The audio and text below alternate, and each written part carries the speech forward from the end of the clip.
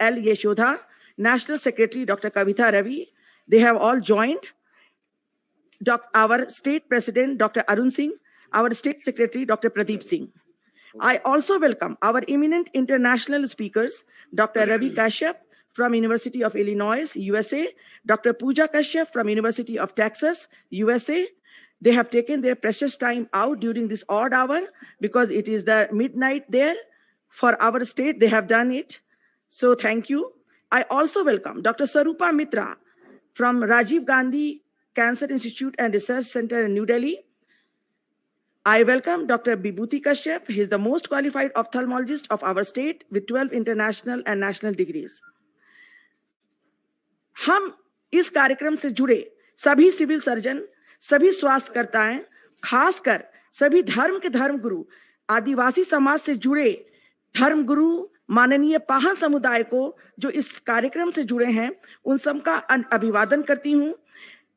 NHM के mission director और state coordinator acai Minz का भी धन्यवाद देते हैं, जिन्होंने हमें इतने बड़े स्वास्थ्य कार्यकर्ताओं के समूह से जुड़ने में मदद की, पाहनों के समुदाय से जुड़ने में मदद की, क्योंकि ये राज्य की माननीय मंत्री जी की पहल पर यह पहली बार ऐसा राज्य में हो रहा है कि अलग अलग धर्म समुदाय, खास करके आदिवासी धर्म समुदाय के जो धर्म गुरु हैं उनको जोड़ा गया है। क्योंकि कोरोना की तीसरी लहर को बेअसर करने के लिए और बच्चों को इससे बचाने के लिए, इस जागरूकता अभियान को सफल बनाने के लिए यह बहुत जरूरी है कि वैक्सीनेशन की गति में तेजी आए। राज्य सरकार इतनी सक्षम है कि राज्य सरकार 2.46 लाख टीका प्रतिदिन दे सकती है, लेकिन टीका लेने वाले उससे आधे से भी कम है, क्योंकि जब भी हमारे स्वास्थ्य कर्मी जाते हैं उनको वहां से भगा दिया जाता है। तो यह सोच जो हमारे मंत्री जी की थी, उसे हमने धरातल पे उतारा है। माननीय स्वास्थ्य मंत्री जी ने अभी अभी ब्लैक फंगस से जुड़ी भ्रांतियों को दूर करने के लिए ब्लैक फंगस का ऑनलाइन उद्घाटन किया। यह जो हेल्पलाइन है, ये जनता के बीच में ब्लैक फंगस को लेकर जो डर है उसको दूर करेगी, और अगर रियली में कोई लक्षण है तो वह उसको गाइड करेंगे। क्योंकि कई बार क्या होता है कि इसके बारे में विशेष चर्चा सेशन 3 में करेंगे। अभी इस कार्यक्रम के पहले सत्र में इलिनॉइस यूनिवर्सिटी अमेरिका से फेफड़ा रोग विशेषज्ञ डॉक्टर रवि कश्यप महिलाओं एवं पुरुषों के प्रजनन स्वास्थ्य पर, गर्भवती और दूध पिलाती माताओं पर वैक्सीन के सुरक्षित प्रभाव पर बात करेंगे। वह बच्चों में मल्टी ऑर्गन इन्फ्लेमेटरी सिंड्रोम के लक्षण, जिसे अभिभावकों को पहचानना चाहिए, उसके बारे में भी अभिभावकों को जागरूक करेंगे, क्योंकि यह बहुत कम होने वाली लेकिन एक जानलेवा बीमारी है। दूसरे सत्र में यूनिवर्सिटी ऑफ टेक्सास अमेरिका से बच्चों की हृदय रोग विशेषज्ञ doctor Pooja Kashyap multi organ inflammatory syndrome से प्रभावित बच्चों की जिंदगी बचाने के लिए झारखंड सरकार की पीडियाट्रिक ICU में किस तरह की तैयारी करनी चाहिए, इस संबंध में अपने सुझाव माननीय स्वास्थ्य मंत्री जी और माननीय एडिशनल चीफ सेक्रेटरी जी से साझा करेंगी। तीसरे सत्र में एम्स नई दिल्ली से प्रशिक्षित FRCS डॉक्टर विभूति कश्यप ब्लैक फंगस से जुड़ी भ्रांतियों को दूर करेंगे। चौथे सत्र में डॉक्टर स्वरूपा मित्रा, चीफ कैंसर रोग विशेषज्ञ, Rajiv Gandhi Cancer Institute Delhi, cervical एवं स्तन कैंसर से बचाव के लिए शुरुआती लक्षण को कैसे पहचानें, यह स्वास्थ्य सेवाओं को बताएंगी। अंत में मैं अब कार्यक्रम की शुरुआत करते हुए माननीय स्वास्थ्य मंत्री जी को धन्यवाद देते हुए कार्यक्रम की शुरुआत कर रही हूं, और सबसे पहले IMA के नेशनल सेक्रेटरी डॉक्टर जयेश लेले सर को आमंत्रित करती हूं कि वह हमें संबोधित करें। ओवर टू डॉक्टर जयेश लेले सर। भूल गए। Thank you Dr. Kashyap and entire team of Jharkhand Women's Doctor Wing. नमस्कार आदरणीय मंत्री जी, और सभी गवर्नमेंट ऑफिसर्स और सभी आज जो बहुत जुड़े हो गए हैं हमारे झारखंड के इंटीरियर, ऐसा मैं समझता हूँ। और इतना इम्पोर्टेंट क्या करें प्रोग्राम जो नेशनल हेल्थ मिशन में किया जा रहा है, उसके साथ में हमारी वुमेन। हाँ, डॉक्टर जयेश लेले सर, डॉक्टर जयेश लेले सर, ही इज देयर।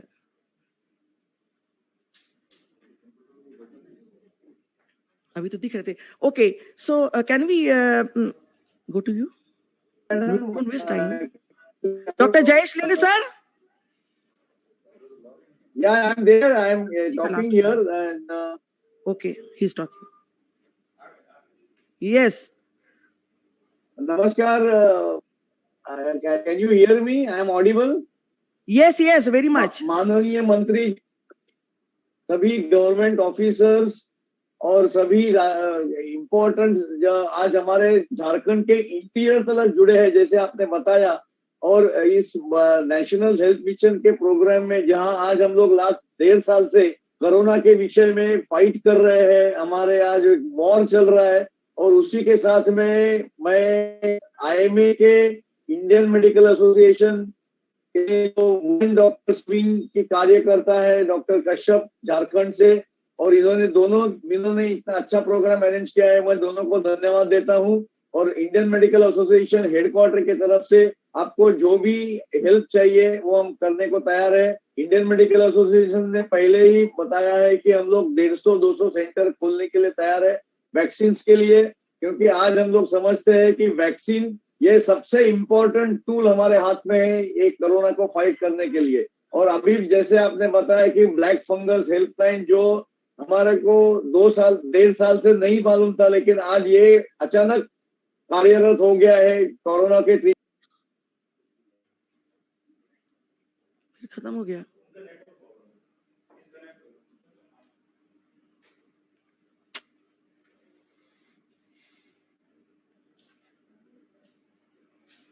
दूसरा को बुलवा लीजिए, एक बात बोल देते हैं कि सर you're disconnected.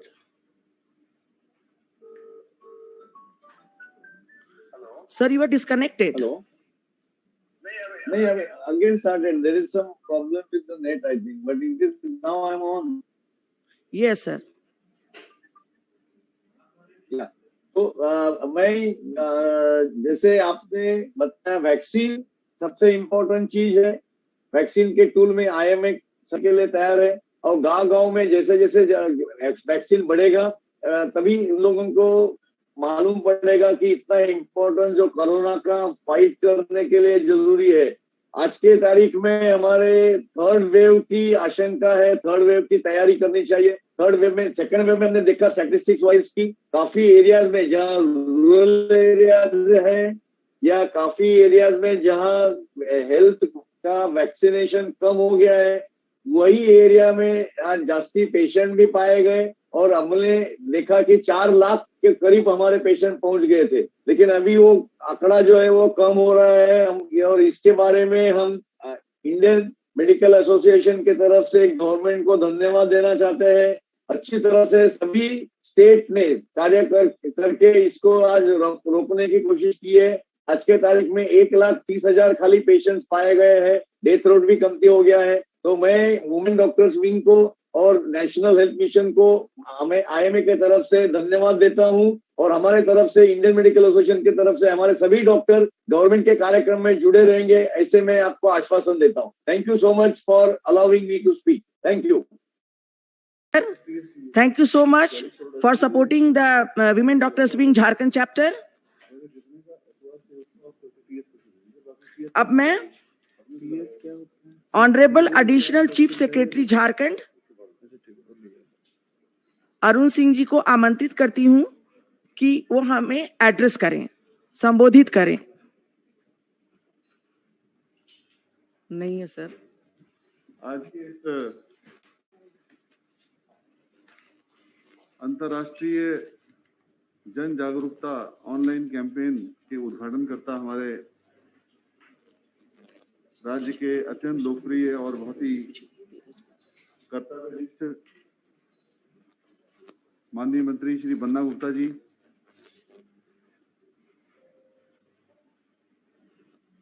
आईएमए के राष्ट्रीय प्रेसिडेंट डॉक्टर जयालाल, राष्ट्रीय सेक्रेटरी डॉक्टर जयेश लेले, आईएमए झारखंड की विमेन्स डॉक्टर विंग की चेयरपर्सन और इस कार्यक्रम की सूत्रधार डॉक्टर भारती कश्यप जी,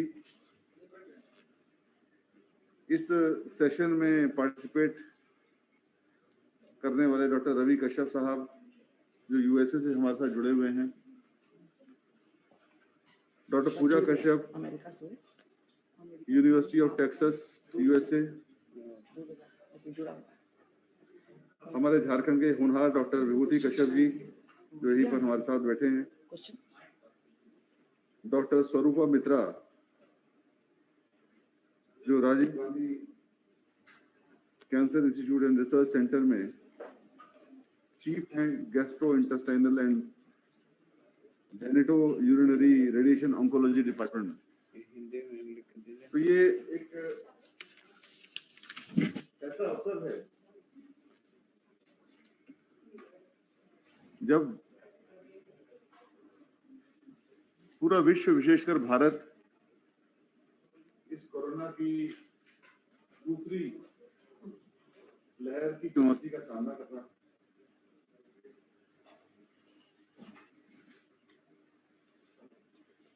झारखंड राज्य ने कुछ नहीं हुआ,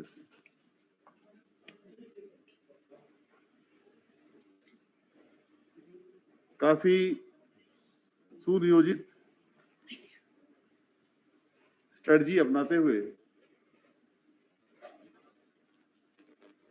इस चैलेंज का मुकाबला किया और आज हमारे राज्य में पॉजिटिव केसेस घटकर लगभग 7,000 रह गए हैं, जिनमें से सिम्टोमेटिक करीब 1,500 हैं और एसिम्टोमेटिक करीब 5500 हैं।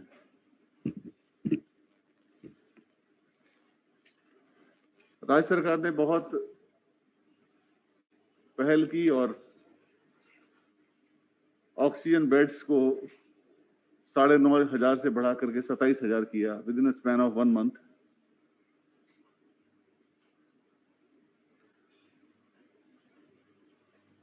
अपनी हेल्थ फैसिलिटी को बेहतर करना, हमने अन्य राज्यों को भी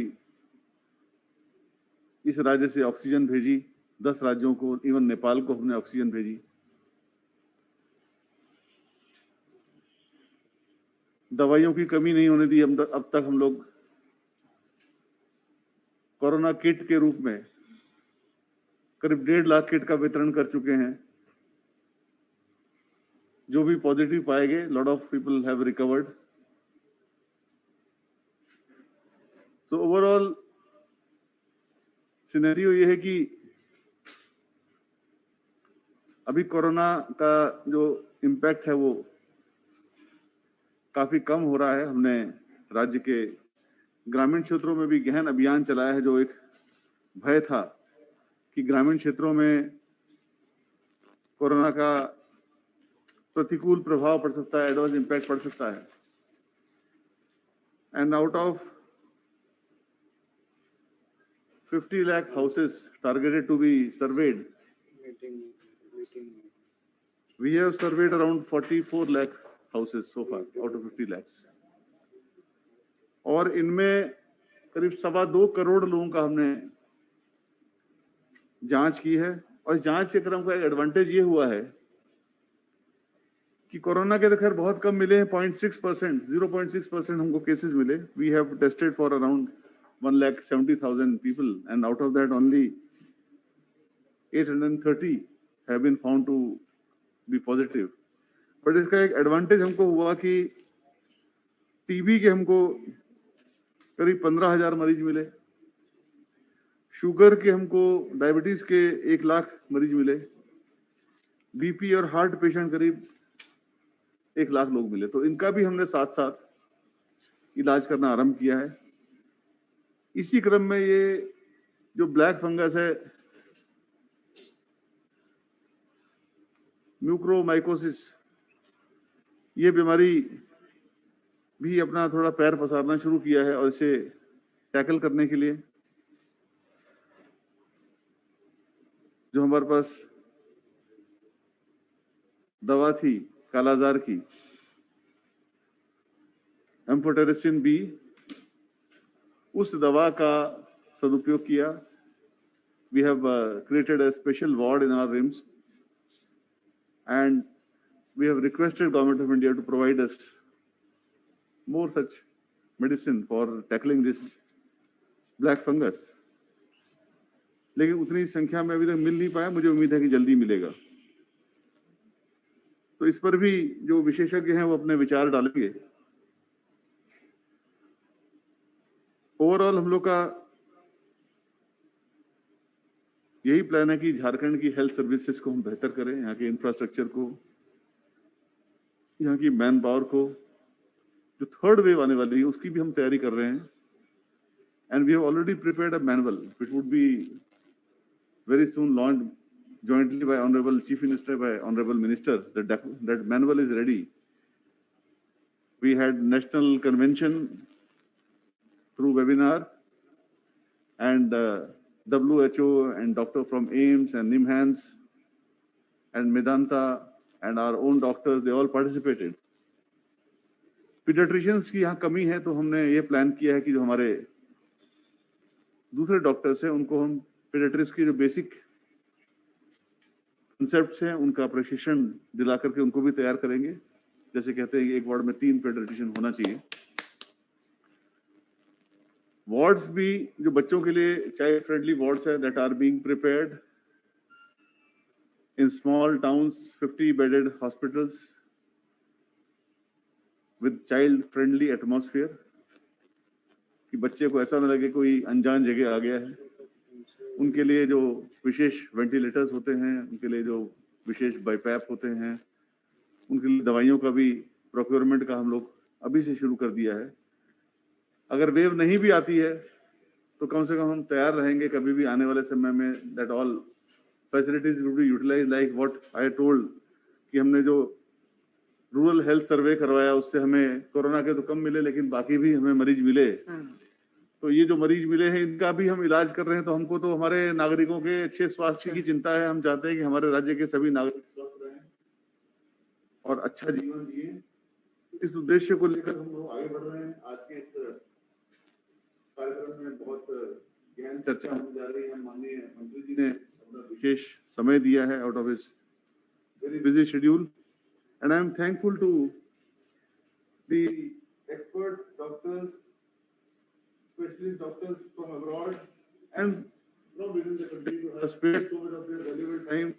इस टाइम कितने बिजी होंगे वो लोग मैं समझ सकता हूँ, लेकिन आपने समय दिया झारखंड के लोगों के लिए. मैं आपका हृदय से आभार प्रकट करता हूँ और उम्मीद करता हूँ कि इस प्रकार से आपका स्नेह हमें मिलता रहेगा. We'll be in touch. With this, I close my remarks. Thank you very much. Thank you sir. अब हम इस कार्यक्रम का हिंदी में संचालन करेंगे एक्सेप्ट फॉर सेशन 2, क्योंकि यह कार्यक्रम जो है अभी यहाँ के झारखंड के करीब 2 लाख से ज्यादा स्वास्थ्य वर्कर से अभी जुड़ चुका है. इसमें सभी धर्म के धर्मगुरु, खासकर आदिवासी समाज के धर्मगुरु जो हैं, पाहन लोग, ये लोग जुड़े हुए हैं. अब हम पहले सेशन में डॉक्टर रविंद्र कश्यप को आमंत्रित करते हैं, जो अमेरिका में इलिनॉइस यूनिवर्सिटी में कोरोना बीमारी के, फेफड़ा रोग के बहुत बड़े डॉक्टर हैं. तो बिफोर हम उनको आमंत्रित करें, उसके पहले हम before inviting him we want to introduce him in a short way. Please introduction slide लगाएं.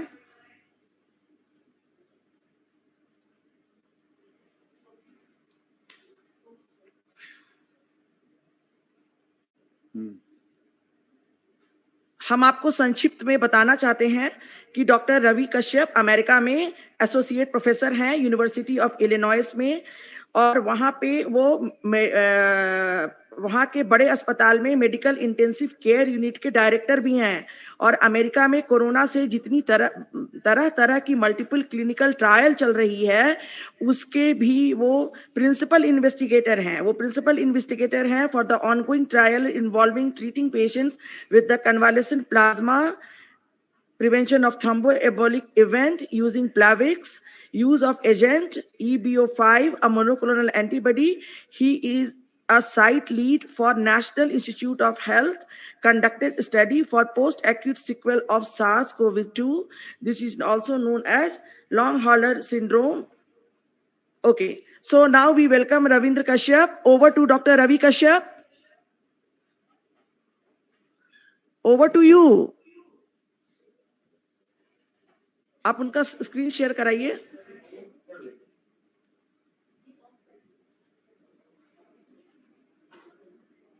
वो लोग जुड़ा हुआ है, अभी सबको स्क्रीन शेयर कर लिया तो सबका आया. Everybody has done.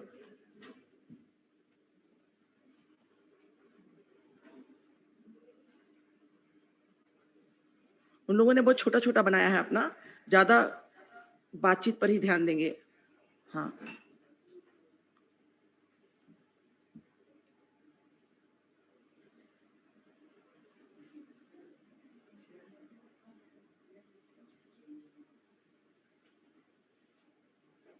Can you hear me okay? yes, you are audible. Okay. Thank you. So first of all, I would like to thank the Department of Health and Medical Education and Family Welfare, Government of Jharkhand, and Women's Doctors Wing, Indian Medical Association, Jharkhand, to invite me for this webinar. A special thanks to Honorable Health Minister Dr. Sri Banna Gupta ji, Honorable Health Secretary Dr. Arun Kumar Singh ji, National President for Indian Medical Association Dr. J. Jayalal ji, and Honorary Secretary General Indian Medical Association Dr. Jayesh Lele ji. Thanks for being here. That's very I'm very grateful for that.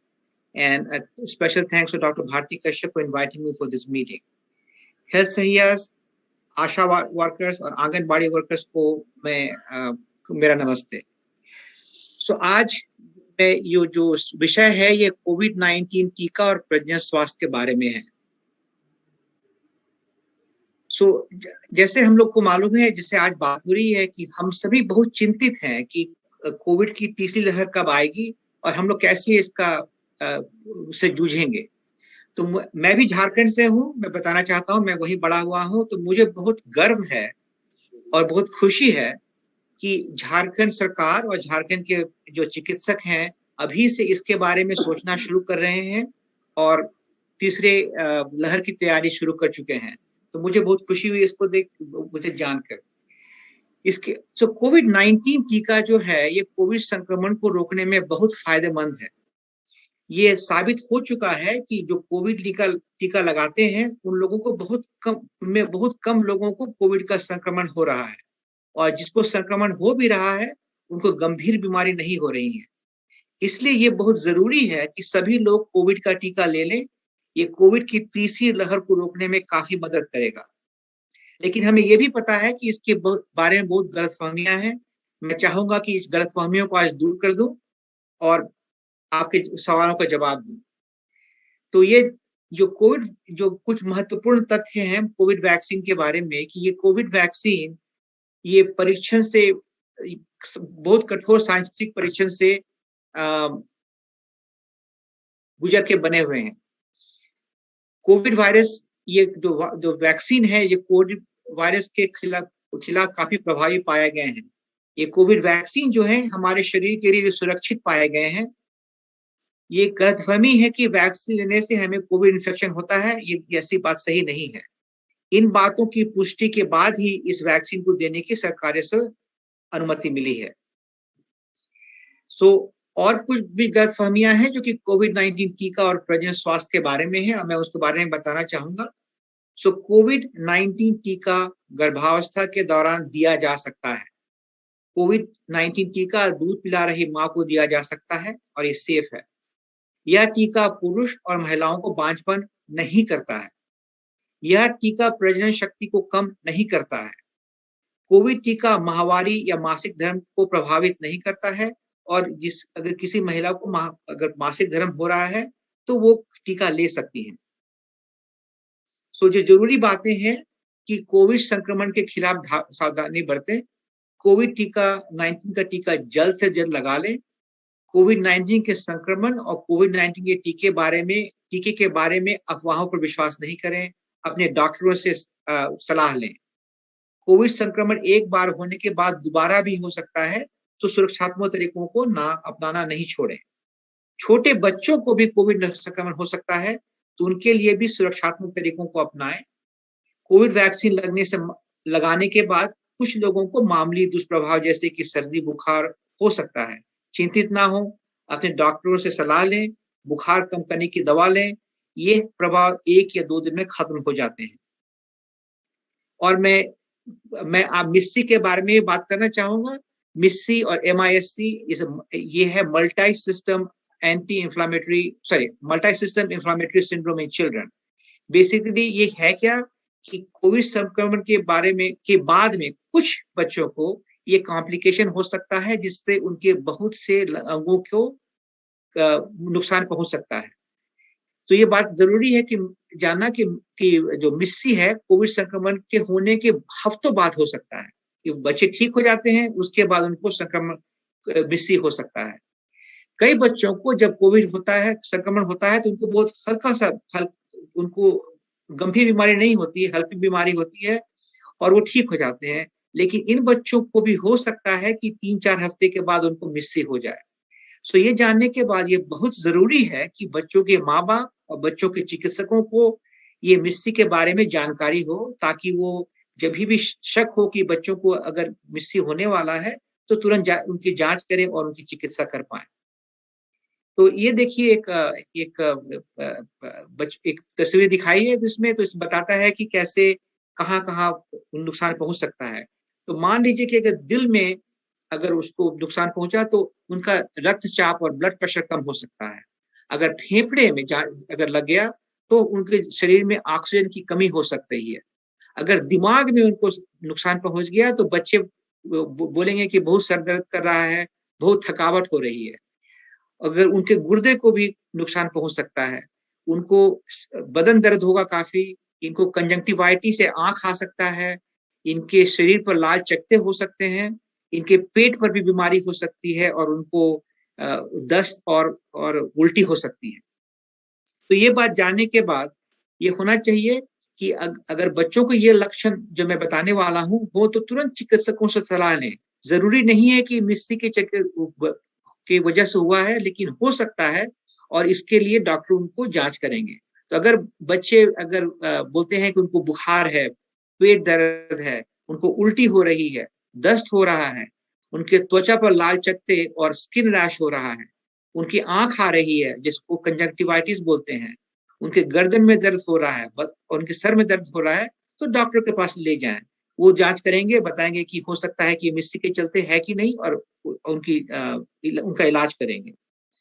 अगर इनके लक्षण उनको लक्षण जो होते हैं वो मिस्सी के गंभीर वाले लक्षण हैं तो उनको जल्दी से जल्दी अस्पताल ले जाएं, ताकि डॉक्टर वहां जांच करें, देखें कि अगर मिस्सी की वजह से है तो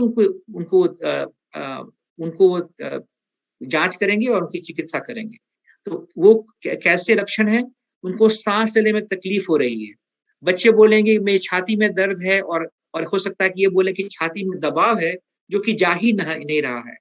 उनकी मानसिक स्थिति में बदलाव आ रहा है, बच्चा हर समय सोना चाहता है और जाग नहीं रख सकता है, वो सोता ही रहता है। त्वचा का रंग नीला या पीला हो जाता है और पेट का दर्द बहुत जोर से दर्द होता है और वो दूर नहीं होता है।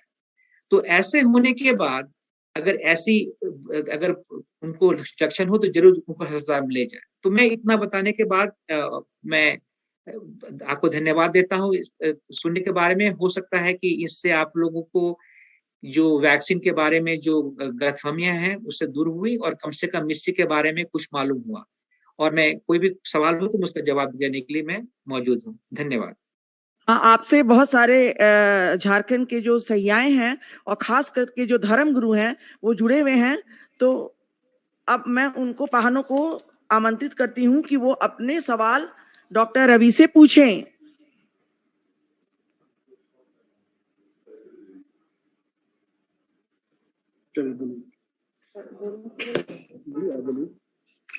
जोहार। नमस्ते। खुट्टी जिला रनिया प्रखंड जलमंडी हाथुईते विश्वास मुंडा काजी तनाया अइन तारे 20 साल मिसी नहीं बड़ो 18 साल धड़ा में नहीं है मेन दो मिसी के बालो लागिन पहम तना ले और निते सुयो आउ मेना दोची आने गड़बड़ को होपा मेनते होड़ को काजितना गपारा दिन रे इनी बंद बहिला होबावगा इनका होड़ को काजितना नया बोरो को मेना चिया ने को होबावगा और हटो आयुर्ते होन गणाय को अमेंते को काजियदा और ने निकन काजी को आयुर केन होड़मो रे बोरो को हिजुताना चे साय ने को मिनर दो दुबले में निम्नंगी सवाल जोहार जोहार। हिंदी में ट्रांसलेट कर करके हम आपको बता रहे हैं डॉक्टर रवि कि वो अच्छा। संथाली भाषा में जो बोले हैं उसका मतलब क्या है। हाँ, ये बोलना चाह रहे हैं विश्वान जी कि मेरा 20 साल का बेटी है और 18 साल का बेटी है। कुछ दिन में उसकी शादी हो जाएगी और वो जानना चाह रहे हैं, उसको हमेशा डर लगा रहता है कि वैक्सीनेशन दिलाएं कि नहीं। शादी के बाद उनका प्रजनन शक्ति पर वैक्सीन का दुष्प्रभाव तो नहीं होगा, मतलब ऐसा वो सुने हैं, इसलिए वो जानना चाह रहे हैं। वैक्सीनेशन लेने के बाद लड़के का जो स्पर्श जो है वो बनना कम हो जाता है और या फिर बंद हो जाता है। लड़का लड़की का प्रजनन शक्ति पर बहुत बुरा असर पड़ता है। तो वो सर जानना चाह रहे हैं कि जवान लड़के लड़कियों को बच्चा पैदा करने की शक्ति जो है वो उस पर उन वैक्सीनेशन का कोई असर तो नहीं पड़ेगा, ये जानना चाह रहे हैं। बहुत अच्छा सवाल है, धन्यवाद। तो ऐसी ये पता चल चुका है, इसके लिए जांच हो चुकी है कि बने जवान लोगों को और प्रजनन शक्ति में कोई भी कमी नहीं होती है। वो उनको बच्चा भी बने बच्चे होने में भी कोई दिक्कत नहीं होगी, प्रजनन शक्ति में भी कोई दिक्कत नहीं होगी। तो मैं जरूर बोलूंगा उनको जल्दी से जल्दी उनको वैक्सीन दिलवा दें, जैसे मिलता है वो सुरक्षित रहेंगे और उनको कोई नुकसान नहीं पहुंचेगा, प्रजनन शक्ति के बारे में कोई नुकसान नहीं पहुंचेगा। जी सर, एक क्वेश्चन और खूंटी से है सर। हाँ बोलिए। जोहार, नमस्ते। जोहार।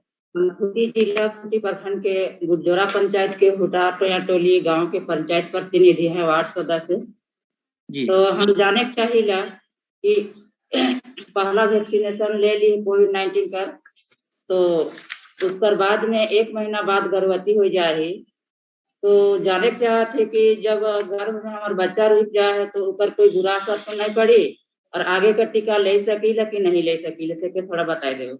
जोहार। हाँ तो ये समझ में आ गया जी सर। तो हाँ बोलिए। हाँ तो नहीं, वो अगर एक टीका लग चुका है और गर्भवती हो गई है तो दूसरा टीका भी लगाने में कोई हर्ज नहीं है। अभी तक कोई भी ऐसा, जितने लोगों को उनका जांच हुई है इनको काफी सेफ पाया गया है, सुरक्षित पाया गया है। लेकिन ये जरूर कीजिए कि आपने डॉक्टर से बात कर लीजिएगा, लेकिन वैक्सीन लगना चाहिए, लेकिन डॉक्टर से बात करने के बाद दूसरा वैक्सीन लग जाना चाहिए। ठीक है सर, थैंक यू।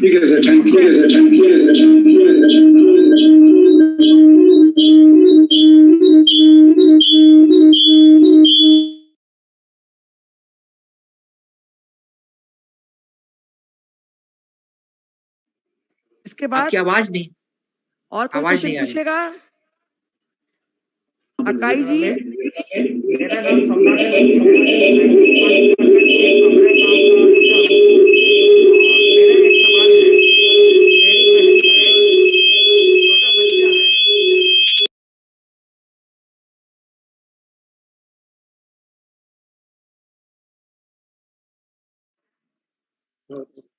लोहरदगा से प्रश्न है। हाँ बोलिए।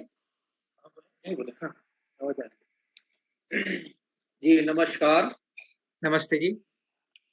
मैं मौलाना जियाउल हक अशरफी विलेज नवाडी खुश नारी नवाडी लोहरदगा से बिलोंग करता हूँ और मैं राष्ट्रीय उर्दू भाषा विकास परिषद शिक्षा मंत्रालय का मेंबर भी हूँ भारत सरकार में। तो मुझे कहना ये है कि जो कोविड-19 का मसला है, तो कोविड-19 अपनी जगह पर जो केंद्र सरकार या राज्य सरकारों के द्वारा जो मुस्तैदी के साथ संचालित की जा रही है और आप लोगों की जो पहल की हो रही है ये तो सराहनीय है, क्योंकि शासन प्रशासन के पहल से बहुत हद तक कोविड-19 में कमी आई, इसमें कोई शक व शुबा नहीं।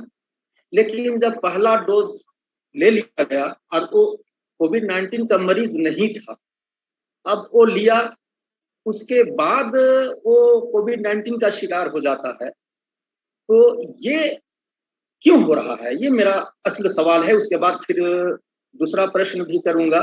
तो पहला प्रश्न ये है। दूसरा प्रश्न ये है कि ठीक है, मतलब कोविड-19 का वैक्सीन लिया, लेने के बाद कोविड-19 का शिकार हो गया, तो अब उसको खत्म हो जाना चाहिए।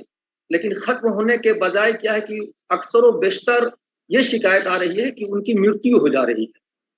तो मृत्यु दर की तादाद कोविड-19 का शिकार होकर के नहीं होना चाहिए, किसी और मर्ज की बुनियाद पर उनकी मौतें हों, तो कोविड-19 के मामले पे भ्रम की स्थिति पैदा नहीं होती। तो भ्रम जो फैला हुआ है पूरे ये विश्व में, राज्य में, राष्ट्र में, तो इसका खात्मा कैसे हो, इस पर क्या पहल किया जा रहा है? ऐसा तो मुझे मालूम है कि केंद्र सरकार और राज्य सरकार की तरफ से पहल की जा रही है, लेकिन आप लोगों की तरफ से कौन सी ऐसी पहल की जा रही है? तीसरी बात यह है कि बहुत सारी छोटी छोटी जगहों में संस्थाएं खुली हुई हैं, जैसे हमारा ही खुद एक संस्था है Faizan Ashraf foundation educational and welfare trust. तो ये ट्रस्ट जो है तो स्वास्थ्य के भी क्षेत्र में काम करता है, शिक्षा के क्षेत्र में काम करता है। तो ऐसे जो छोटी छोटी जो बुनियादी चीजें हैं, ऐसे लोगों को मतलब एक माहौल बनाने के लिए ऐसी जिम्मेवारी आप लोगों की तरफ से क्यों नहीं दी जाती? दिया जाना चाहिए, ताकि क्या है कि जो भ्रम की स्थिति जो पैदा हो रही है उसका खात्मा हो सके। और ये मौतें जो हो रही है मतलब वैक्सीन लेने के बाद, तो ये क्यों हो रहा है, ये मेन मुद्दा है। हाँ, तो मैं 3 सवाल है, तो पहले सवाल का जवाब देना चाहूंगा। तो जो वैक्सीन है ये काफी इफेक्टिव पाई गई है। मैं आपको मेरी नर्स के बारे में बताता हूँ। तो मेरी नर्स को जब वैक्सीन मिला और दूसरे दिन उसको तबीयत खराब हुई और तीसरे दिन उनको मालूम है उनको कोविड है। तो इन समूह में क्या हो रहा है कि उनको जो ऑलरेडी कोविड हो चुका था, उनको पहले से कोविड लगा हुआ है, हो चुका है, लेकिन उनको कोई सिम्टम नहीं है, उनको कोई एसिम्टोमेटिक है, और कोविड वैक्सीन लग गया और के बाद 2-3 दिन के बाद उनको पता चल गया कि उनको कोविड है। तो ऐसा नहीं है कि कोविड वैक्सीन के लगने के चलते उनको कोविड हुआ, उनको कोविड था और ये ऐसा कोइंसिडेंस समझिए कि उनके बाद उनको वैक्सीन लग गई और उनको कोविड हो गया। तो ऐसा होता है, मेरी अपनी नर्स को हुआ है, मुझे अच्छी तरह से पता है। तो मैं इसका जवाब इसलिए बता सकता हूँ कि नहीं, ऐसा नहीं है कि मेरी नर्स को कोविड हुआ क्योंकि कोविड वैक्सीन लगा था। वो जस्ट कोइंसिडेंस है कि उनको कोविड इन्फेक्शन हुआ और वो कोविड वैक्सीन लगा है। एक बात हुई। दूसरी बात, मैं पूरा, अब तो आपने पढ़ा होगा काफी जगहों में, मैं अपने अस्पताल के बारे में बताता हूँ कि जनवरी के बाद हम लोग मार्च से, पिछले साल मार्च से मैं आईसीयू में इंटेंसिव केयर यूनिट में काम करता हूँ। तो सबसे जो बीमार लोग हमारे आते हैं, तो जनवरी के बाद हम लोग छोटा सा देखना शुरू किए कि जो भी हमारे पास आ रहा है इंटेंसिव केयर यूनिट में, दो वेंटिलेटर पर आ रहा है, तो हम लोग देखना शुरू किए इसको वैक्सीन मिला कि नहीं। तो अभी 5 महीनों में सिर्फ 2 लोग ऐसे थे, उनको एक वैक्सीन मिली थी और वो इतने बीमार पड़ गए कि उनको वेंटिलेटर में आना पड़ा। तो 100% तो नहीं है, लेकिन आप ये देखिए कि बाकी जितने लोग भी हमारे आईसीयू में आए उनको कोविड वैक्सीन नहीं लगी थी। तो ये बहुत सफल है, वैक्सीन बहुत सफल है, लेकिन 100% नहीं। तो ये भ्रांति नहीं होनी चाहिए कि मान लीजिए कि कोई किसी को लगा, वैक्सीन लगा, उनको कोविड हो गया और मर गए अनफॉर्चुनेटली। लेकिन आप देखिए कि अगर बड़े उस मुद्दे पर देखें कि भाई कि कितने लोगों को जो मर रहे हैं उनको वैक्सीन नहीं लगा था और लगा था। हम अपने अस्पताल की बात बता रहे हैं। तो जो लोगों को वैक्सीन लगा है या तो उनको बीमारी नहीं हो रही है और वो गंभीर बीमारी नहीं हो रही है, लेकिन 100% नहीं है, तो वो तो होगा कुछ। तीसरी बात जो आपने बताई, वो मैं झारखंड से हूँ, मैं झारखंड में बड़ा हुआ हूँ और मुझे बहुत खुशी है कि आज मैं ये कर रहा हूँ, क्योंकि मैं ये समझता हूँ कि सबसे जरूरी बात है कि सभी लोगों को की भ्रांति दूर हो। मैं उनको जवाब देना चाहता हूँ, ताकि लोगों को ये टीके के बारे में कुछ शक नहीं हो, शंका नहीं हो।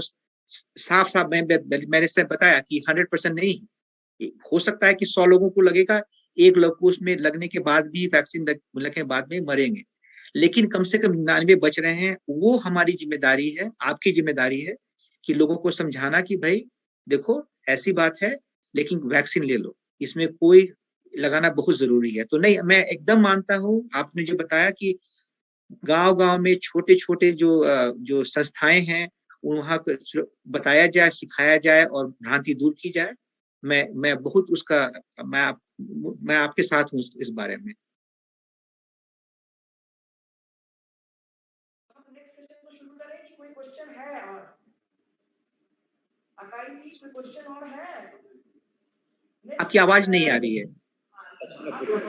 जी, जो आपके संस्था में जो काम करने वाले हैं, जो भी सहायिका सेविका जो भी हैं, हमारे दाहिने साइड में हैं हमारे मुस्तफा भाई वगैरह, बड़ी मुस्तैदी के साथ काम कर रहे हैं। इसीलिए क्योंकि मैं सामाजिक कामों में भी मुस्तैदी के साथ काम करता हूँ, इसलिए इन लोगों ने मतलब हमें इनवाइट किए, दावत दी, मैं आया।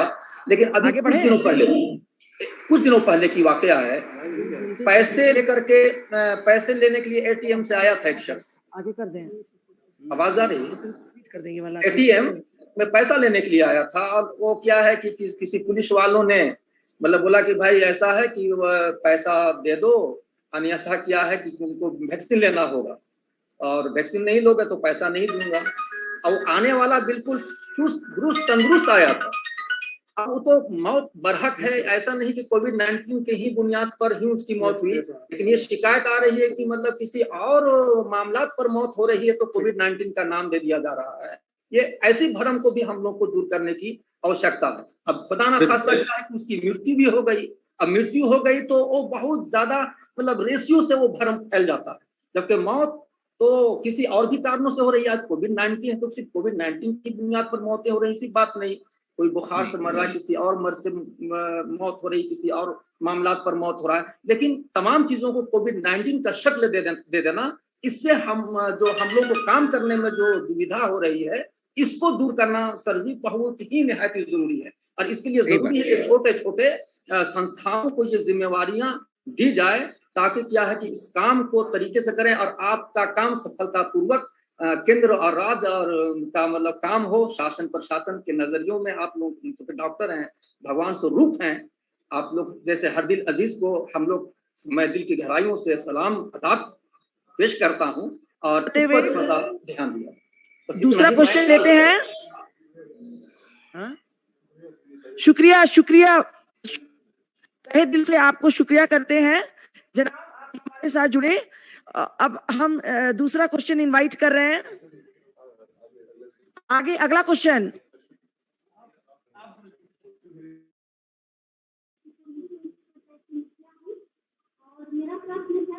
अब हम नेक्स्ट सेशन करें।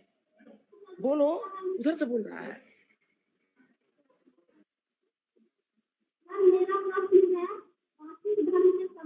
और ले लेते हैं।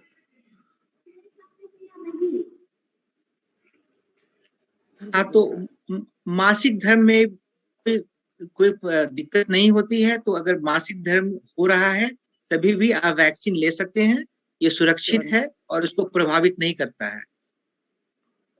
हाँ मैडम, हाँ ओके, बोलिए। मेरा नाम सोमनाथ। हम दूसरा सेशन स्टार्ट कर रहे हैं। हाँ, मेरा नाम सोमनाथ कुर्ती है, मैं अमरा गांव का मुंडा हूँ। मैं जानना चाहता हूँ कि मेरी बहन का छोटा बच्चा है और दूध पिलाती है, वो वैक्सीन ले सकती है कि नहीं? और दूसरा सवाल है, गांव का मैं मुंडा होने के नाते बहुत गर्भवती महिलाएं लोग पूछती है कि गर्भ अवस्था के समय या तो गर्भाधान के समय ही महीने में या अवस्था में वो लोग टीका ले सकती है कि नहीं? हाँ, तो जो दूध पिलाती माँ है उनको टीके लेने में कोई दिक्कत नहीं है, बच्चों को कोई गड़बड़ नहीं होगी। ऐसा और हो सकता है कि बच्चों को फायदा ही हो जाएगा, क्योंकि इनको जो एंटीबॉडी है जिससे कि बचा जा सकता है कोविड से, वो बच्चों को भी चला जाएगा दूध के मामले में। तो एकदम सुरक्षित है। गर्भावस्था में भी ले सकते हैं, ये सुरक्षित है, लेकिन डॉक्टर से जरूर राय लेने के पहले। और मासिक धर्म के बारे में शायद आपने पूछा, मासिक धर्म के समय में भी आप वैक्सीन ले सकते हैं, सुरक्षित है, उसको नुकसान नहीं करता है और उसको प्रभावित नहीं करता है। Thank you doctor Ravi Kashyap हमारे साथ जुड़ने के लिए। और रात के अमेरिका में अभी 2 बजे हैं और इतने ऑड आवर में हमारे साथ जुड़े, thank you so much. Now I am starting the second session. I am inviting doctor Pooja Kashyap, associate professor, University of Texas, USA, to talk on recommendation for infrastructure and human resources in pediatric ICU. And I would like to introduce her. एक छोटा सा introduction हम कर रहे हैं doctor पूजा का। Dr. Pooja is a pediatric cardiologist and medical director of Adult Congenital Program with University of Texas, USA. She is a consultant and assistant professor with University of Texas. She serves on the panel of board of directors for the largest Methodist ministry serving the state of Texas. As a pediatric cardiologist, she has been involved in caring for patients with COVID.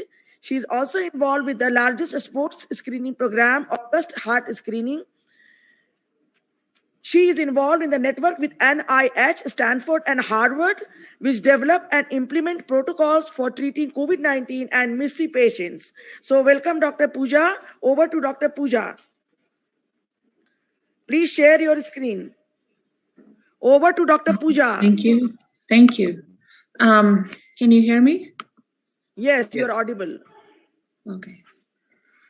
A very good morning and namaste to everybody, and especially to our Honorable Health Minister Ji, Shri Banna Gupta Ji, and our Honorable Health Secretary, Dr. Arjun Kumar Singh Ji, the IMA President, Dr. Jayalal, and the Secretary, Dr. Lele, and especially our Chairperson of Women Doctors Wing, and the organizer and moderator of this initiative and conference, Dr. Bharti Kashyap Ji. I am very thankful and I'm actually very moved to be part of this initiative.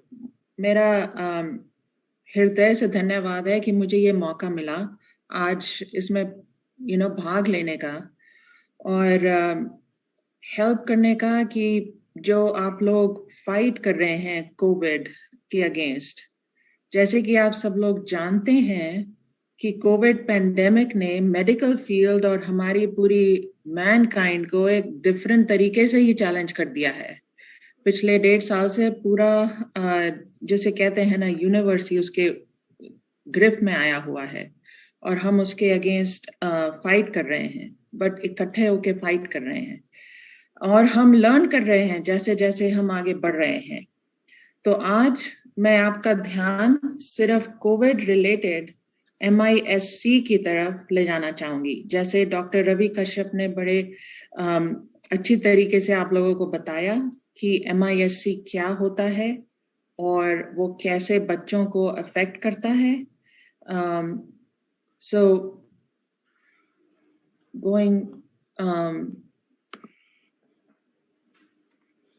सबसे बड़ी main चीज ये है कि Covid symptoms बच्चों में बहुत mild होते हैं जो हमने देखा है, और 3 से 4 हफ्ते बाद दिस MIS-C बच्चों को अफेक्ट कर सकता है, जो कि सबसे चैलेंजिंग हो सकता है। हेल्थ डिपार्टमेंट ऑफ USA ने नंबर कम से कम 3800 MIS-C केसेस हुए हैं सो फार, जिसमें से कि 35 लोगों की डेथ हुई है। और ये USA का नक्शा है जो मैं जस्ट बताना चाह रही थी कि कौन से स्टेट सबसे बुरी तरह से अफेक्ट हुए हैं, जहाँ पे कि एक स्पेसिफिक रेस और लोग इमिग्रेंट्स हैं जो कि सबसे ज्यादा अफेक्टेड हुए हैं। कैलिफोर्निया है जो कि डार्क ब्लू कलर में है, टेक्सास जहाँ से कि मैं हूँ लाइट ब्लू कलर में है, उसमें कम से कम 300 केसेस हो चुके हैं अभी तक, और 5 से 9 साल के बच्चों में सबसे ज्यादा पाया गया है। ये 5 से 9 सालों में सबसे ज्यादा MIS-C पाया गया है। और ये देखा गया है कि 100%, जिसे कहते हैं ना कि 100% बच्चे जो कि कोविड MIS-C से अफेक्टेड हैं, उनको किसी प्रकार की हॉस्पिटलाइजेशन की जरूरत पड़ी है, चाहे वो IC हो या वो सिर्फ हॉस्पिटल बेड में हो। पीडियाट्रिक क्रिटिकल केयर सोसाइटी जो कि इंडिया से है, उन्होंने 2000 से 3000 केसेस सो फार बताए हैं, फर्स्ट और सेकेंड वेव में आए हैं कोविड के साथ MIS-C के, जो कि बहुत ही सिग्निफिकेंट हैं। और मेरा ये मानना है कि एक्सपीरियंस से कि जो कोविड MIS-C केसेस हैं वो हमको जल्दी रिकग्नाइज नहीं कर पाते हैं, वो कई बार मिस हो जाते हैं। सो जो डॉक्टर रवि कश्यप ने बताया कि सिम्टम्स और जो बच्चों के अंदर लक्षण दिखते हैं उनको रिकग्नाइज करना बहुत जरूरी है। तो चलो जी, हमने वो रिकग्नाइज कर लिया, हमने कहा कि इस बच्चे को शायद MIS-C है, तो हमारा नेक्स्ट स्टेप क्या होना चाहिए? हमारा नेक्स्ट स्टेप ये होना चाहिए कि हम उसको स्ट्रेट अवे हॉस्पिटल लेके जाएं या हम उसके डॉक्टर के पास लेके जाएं। अब हम उसको अगर डॉक्टर के पास या हॉस्पिटल लेके जाएं तो मैं बहुत ही ज्यादा इम्प्रेस्ड हुई थी इनिशियली जब मुझे नंबर्स बताए गए कि कैसे इंडिया और झारखंड कितनी अच्छी तरह से प्रिपेयर हो रहा है, कैसे उन्होंने 27,000 ऑक्सीजन बेड्स प्रिपेयर कर लिए इतने थोड़े टाइम पे, कैसे उन्होंने स्क्रीनिंग शुरू करी है to all the rural areas. बहुत ही मुझे अच्छा लगा ये सुन के। तो मैं ये कह रही हूँ कि अगर हम थर्ड वेव की तैयारी कर रहे हैं और अगर अब हमें ये समझ आ रहा है कि बच्चे कैसे प्रेजेंट करते हैं और उनको हम हॉस्पिटल ला रहे हैं, तो मुझे पूरा यकीन है कि झारखंड गवर्नमेंट और हेल्थ डिपार्टमेंट ये पूरी अच्छी तरह से समझ रहा है। और मैं सिर्फ एक एक्स्ट्रा वॉइस हूँ जो उनको बता रही हूँ आज, बट वो समझ रहे हैं कि हॉस्पिटल में क्या क्या होना चाहिए जिससे कि हम बच्चों की अच्छी तरह से देखभाल कर सकें। तो सबसे पहली चीज जो हमारे एक्सपीरियंस में यहाँ पे हमने देखा है वो है कि 24 घंटे का लैब जिसमें कि ब्लड वर्क हो सके वो बहुत इंपॉर्टेंट है, क्योंकि एक होता है कि हमने सिम्टम्स रिकग्नाइज कर लिए, दूसरा होता है हमने ब्लड वर्क किया, उसके अंदर हमने देखा कि क्या क्या चीजें बढ़ी हुई हैं, बिकॉज उससे हमें ये पता चलेगा ब्लड वर्क से कि कौन कौन से ऑर्गन्स जो बॉडी में है वो अफेक्टेड हैं।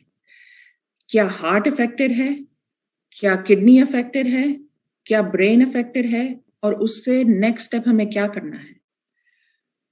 दूसरी चीज, हमने चलो ब्लड वर्क ले लिया, लैब है, लेकिन हम कितनी जल्दी उस ब्लड वर्क का रिजल्ट पा सकते हैं। माने कि हमें यहाँ पर हमें 1 से 2 घंटा लगता है, ये सारा ब्लड वर्क जो मैंने स्लाइड में लिखा है, जो कि आपको बहुत ही समझने की नहीं जरूरत है, बट एक पूरा लिस्ट ऑफ ब्लड वर्क है जो कि रिकमेंडेड किया गया है WHO से, वो हमें करना है और विदिन 2 to 3 आवर्स हमें वो रिजल्ट मिल जाना चाहिए। वंस हमें वो रिजल्ट मिल गया, then the next step is कि हमें अल्ट्रासाउंड ऑफ द हार्ट करना है टू मेक श्योर कि हार्ट का फंक्शन ठीक है, कि हार्ट का फंक्शन अफेक्ट नहीं हुआ है, उसका EKG कैसा है, चेस्ट एक्सरे कैसा है। अगर बच्चे को स्टमक में पेट में दर्द है तो क्या उसका अल्ट्रासाउंड करना जरूरी है, और अगर है तो क्या हमारे पास वो सुविधा है। अगर रात के 2 बजे हैं और बच्चा आता है हॉस्पिटल में तो हमारे पास वो 24 घंटे अवेलेबल ये सारी चीजें हैं कि नहीं है। हमने एको कर लिया, हमने अल्ट्रासाउंड कर लिया, क्या हमारे पास वो डॉक्टर्स हैं जो कि सुबह के 2 बजे उठ के वो रिजल्ट्स पढ़ सकते हैं, क्योंकि उसके बेसिस पे हम बच्चों को ट्रीट कर सकते हैं। ट्रीट माने तो कि मेडिकेशंस जो हैं वो जल्दी से जल्दी दे सकते हैं। ये जो लिस्ट है, एंड मैं रियली अपोलोजाइज करती हूँ, मैं माफी मांगती हूँ कि मैंने हिंदी में ज्यादा स्लाइड्स नहीं बनाई, बट एसेंशियली ये क्या दिखा रहा है स्लाइड में वो ये है कि क्या क्या चीजें हम एज अ डॉक्टर देखते हैं जिससे कि हम नेक्स्ट स्टेप प्रिपेयर कर सकते हैं। हमें हॉस्पिटल में जो बच्चा आता है, क्या हम इस बेसिस पे उसको आईसीयू भेजेंगे या हम उसको फ्लोर पे रख सकते हैं, और कितने इंटेंसली हमें उसको मॉनिटर करना है, हमें उसको कितना फ्रीक्वेंटली उसका अल्ट्रासाउंड ऑफ द हार्ट करना है, कौन कौन सी मेडिकेशन देनी है, कितने ब्लड वर्क हमें कितनी जल्दी जल्दी दोबारा ऑब्टेन करना है। बिकॉज इनिशियल 5 to 7 days, जो इनिशियल हफ्ता होता है वो सबसे वाइटल है। अगर हमारे पास ये सारी इंफॉर्मेशन है, मेडिकेशन है, तो बच्चा बहुत जल्दी ठीक हो सकता है। मैं इन सारी स्लाइड से मैं स्किप कर रही हूँ क्योंकि ये वाली स्लाइड हमें बता रही है कि हमें उसकी ब्रीदिंग, उसका जो श्वास है, उसकी सपोर्ट के लिए हमें कौन सा वेंटिलेटर स्पेशली लेना चाहिए। बच्चों के साइज की वजह से, उनके वेट की वजह से, उनका बॉडी के स्ट्रक्चर की वजह से डिफरेंट साइजेस की जरूरत पड़ती है उनके ब्रीदिंग को सपोर्ट करने के लिए। तो वो सब हमें स्पेसिफिकली बच्चों के लिए डिजाइन होना चाहिए, अवेलेबल होना चाहिए हॉस्पिटल में। जो मैं पहले सुन रही थी, जिससे कि मुझे बहुत खुशी हुई थी कि पीडियाट्रिक वार्ड्स बन रहे हैं और बच्चों के स्पेसिफिकली बच्चों के लिए एनवायरनमेंट बन रहा है। तो मैं बहुत ही थैंकफुल हूँ कि आप लोग ये सोच रहे हैं और कर रहे हैं ऑलरेडी। ये स्लाइड बता रही है कि कौन कौन सी दवाइयाँ चाहिए होती हैं। यहाँ पे देखा गया है कि स्टेरॉइड और IVIG बहुत ही ज्यादा इफेक्टिव है, बहुत ही ज्यादा इफेक्टिव है। और बच्चों को जो कि सिवियरली सिक होते हैं, उनको ब्लड थिनर्स लाइक एस्पिरिन और लोवेनॉक्स की जरूरत भी पड़ती है।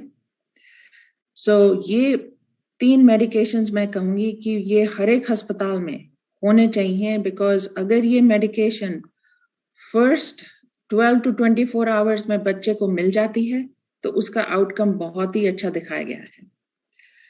देन दूसरे उसमें अगर आप नीचे की देखें तो there is interleukin antagonist which is the later stage. अगर बच्चा नहीं ठीक हो रहा तो ये बहुत ही अदर स्पेशलिस्ट मेडिकेशन है जो कि होनी चाहिए अगर किसी को चाहिए।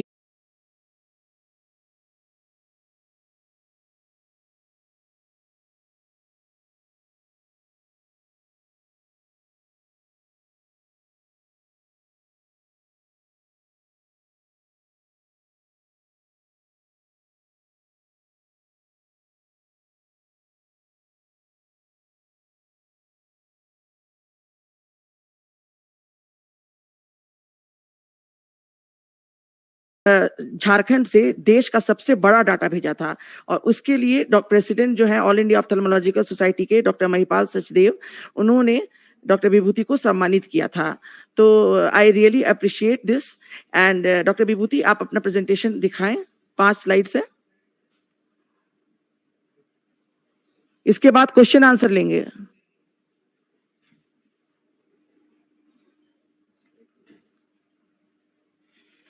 आप सभी को मेरा जोहार, नमस्कार। सबसे पहले मैं honourable health minister Shri Banna Gupta sir को और honourable additional chief secretary Arun Singh sir को धन्यवाद देना चाहूँगा मुझे इस ऑनलाइन अवेयरनेस मॉड्यूल पर बोलने का अवसर प्रदान करने के लिए। साथ ही मैं डॉक्टर जयेश लेले का धन्यवाद करना चाहूँगा इस ऑनलाइन अवेयरनेस मॉड्यूल पर उपस्थित रहने के लिए। मेरा नाम डॉक्टर विभूति कश्यप है और आज मैं थोड़ा ब्लैक फंगस के बारे में कुछ इंफॉर्मेशन साझा करूंगा। 5 मिनट।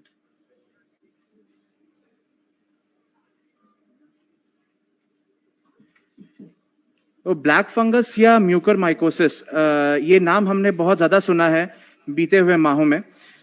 तो ये संयोगवश उस महीने में आया है जिन महीनों में आंखों में सामान्य खुजली पानी की बीमारियां भी बहुत ज्यादा होती हैं आमतौर पर भी। ऐसे में ब्लैक फंगस का नाम आने के बाद इन सामान्य मरीजों में भी एक भय का माहौल आ गया है। तो ऐसे में बहुत जरूरी है कि ये ब्लैक फंगस के या म्यूकरमाइकोसिस के बारे में हम सही तरीके से सचेत और सतर्क रहें। तो आइए जानते हैं कि ये ब्लैक फंगस या म्यूकरमाइकोसिस है क्या। ब्लैक फंगस बेसिकली एक फफूंद है जो नाक और नाक के आसपास हड्डियों के खोखले भाग, जिसको अंग्रेजी में साइनस कहते हैं, उसकी बीमारी, उसका इन्फेक्शन होता है। और ये इन साइनस और नाक के जरिए पहले आंख के सॉकेट में जाता है और फिर दिमाग पर जाता है। इससे क्या होता है, इससे इस बीमारी का मृत्यु दर काफी ज्यादा बढ़ जाता है। लेकिन क्या ये बहुत कॉमन है, बहुत आम बात है? नहीं, ये काफी रेयर बीमारी है। इस बीमारी का खतरा किन मरीजों में सबसे ज्यादा है? उन मरीजों में जिनको अनियंत्रित मधुमेह की बीमारी है, जिससे उनका इम्यून सिस्टम काफी वीक हो गया है। उन मरीजों में जिनको बहुत अत्यधिक मात्रा में स्टेरॉइड दिया गया हो आवश्यक तौर पे, क्योंकि वो कोविड से जूझ रहे हों, या फिर अनावश्यक तौर पर घर पर ही अपने आप से स्टेरॉइड लेने की वजह से उनका इम्यून सिस्टम कमजोर हो गया हो। पहले से कोई ऐसे मरीज जो पहले से ही इन दवाओं का सेवन करते हो, या वो मरीज जिनका इम्यून सिस्टम पहले से ही कमजोर हो, चाहे वो एड्स के पेशेंट हो, कैंसर के पेशेंट हो, या कोई इम्यूनोसप्रेसेंट दवाइयां चल रही हो। इन मरीजों को म्यूकरमाइकोसिस या ब्लैक फंगस के बारे में जागरूक और सतर्क रहने की सबसे ज्यादा जरूरत है। तो म्यूकरमाइकोसिस या ब्लैक फंगस में खतरे के संकेत क्या होते हैं? क्या सामान्य खुजली पानी को हम ब्लैक फंगस से कंफ्यूज करके डरना, क्या ये उचित बात है? नहीं। तो क्या है खतरे के संकेत? नाक में असामान्य काला स्राव होना या काला धब्बा बनना, नाक में रुकावट महसूस होना, सर में दर्द या आंखों में दर्द होना, आंखों के आसपास और नाक के आसपास तीव्र दर्द होना। ये नॉर्मल दर्द नहीं है, तीव्र दर्द होता है और दबाने पर भी काफी ज्यादा दर्द होता है। आंखों के आसपास सूजन रहना, दोहरी दृष्टि या डबल विजन होना, आंखों का लाल होना, दृष्टि में कमी आना, आंख बंद करने में कठिनाई होना, आंखों का बाहर आ जाना, इस तरह की दिक्कतें होती हैं। चेहरे का सुन्न पड़ जाना या झुंझुना होना, मुंह को दबाने या खोलने में दिक्कत महसूस करना, दांत का कमजोर हो जाना, लूज हो जाना इत्यादि। तो ये कुछ तस्वीरें हैं उन मरीजों की जिन मरीजों को ब्लैक फंगस हुआ है। तो सबसे बाईं ओर देखिए, ये जो मरीज है, इनके चेहरे के एक साइड में यानी दाहिने साइड में सूजन है और आंखों में भी सूजन आकर वो आंख बंद हो गई है। दूसरी तस्वीर बाएं से दूसरी ओर देखें तो ये एक ऐसे मरीज की तस्वीर है जिसमें ब्लैक फंगस आंखों में चला गया है। इसमें आंख बाहर की तरफ आ गई है, पलक में सूजन है और पलक बंद हो गई है। तीसरी पिक्चर देखें तो ये बहुत ही ज्यादा घनी बीमारी, बहुत ही तीव्र बीमारी है, जिसमें इन्फेक्शन जो है वो आसपास के चमड़ों में फैल गया है, उस चमड़ों को काला कर दिया है। चौथी जो तस्वीर है, इसमें आलू में काला धब्बा दिख रहा है। तो इस तरह के सिम्टम्स या इस तरह के निशान आपको दिख सकते हैं। तो ऐसे में उन मरीजों को जिनको सबसे ज्यादा खतरा है, वो नियमित रूप से स्व परीक्षण कैसे कर सकते हैं? तो दिन के उजाले में चेहरे की सूजन, विशेषकर नाक, गाल और आंख के आसपास को मॉनिटर करें। हर दिन देखें कहीं सूजन तो नहीं आ रही है, कहीं एक साइड में दर्द तो नहीं हो रहा है, कहीं आपके दांत तो ढीले नहीं हो रहे हैं, कहीं मुंह के अंदर कोई काले धब्बे तो नहीं बन गए, या नाक के अंदर कोई काले धब्बे तो नहीं बन गए।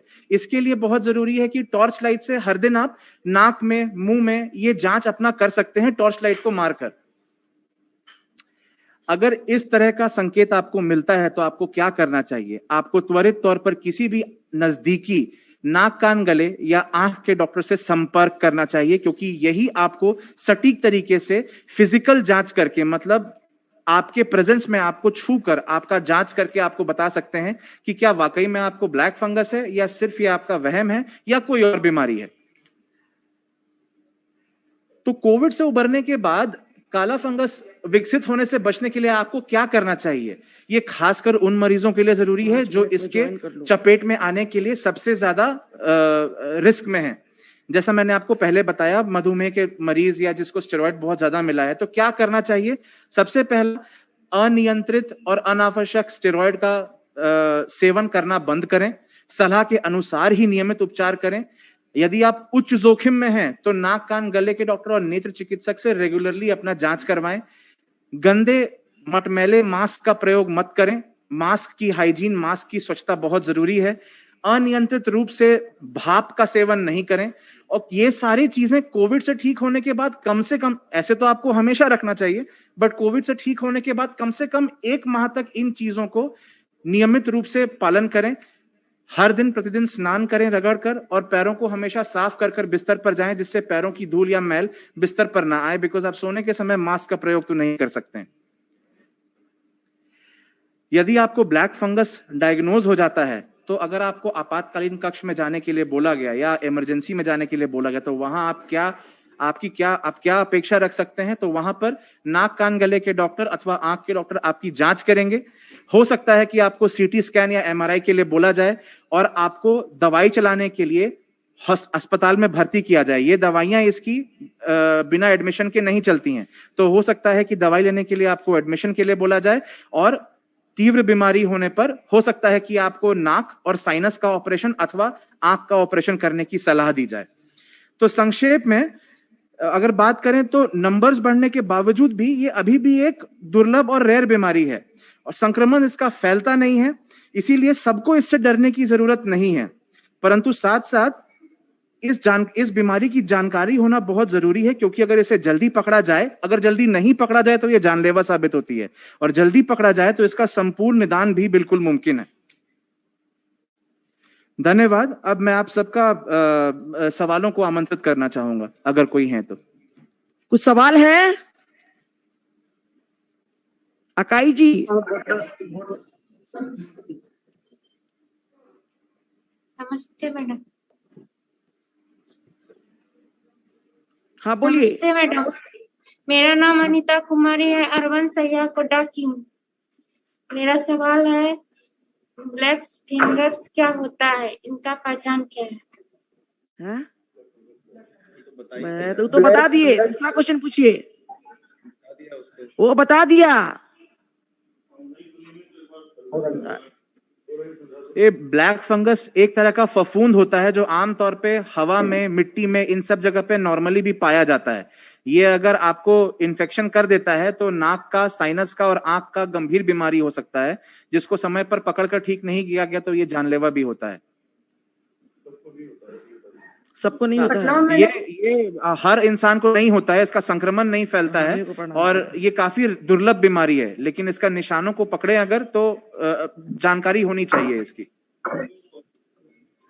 हाँ, प्रणाम मैडम। प्रणाम सर। मेरा सवाल है, पहले भी सुने थे कि ब्लैक फंगस होती थी, लेकिन अभी इसका भयानक स्थिति हो गई है, और मैं इसका मतलब कि किन लोगों को ज्यादा प्रभावी है फैलने का, किन लोगों को ज्यादा फैल रहा है? जैसा कि मैंने आपको बताया, ये उन्हीं मरीजों में फैल रहा है। सबसे पहले तो अभी के दिनों में ये सिर्फ कोविड से उभरे हुए मरीजों में ही देखा गया है। ऐसा नहीं है कि कोविड के पहले ये नहीं था, बट बहुत ही दुर्लभ मात्रा में था।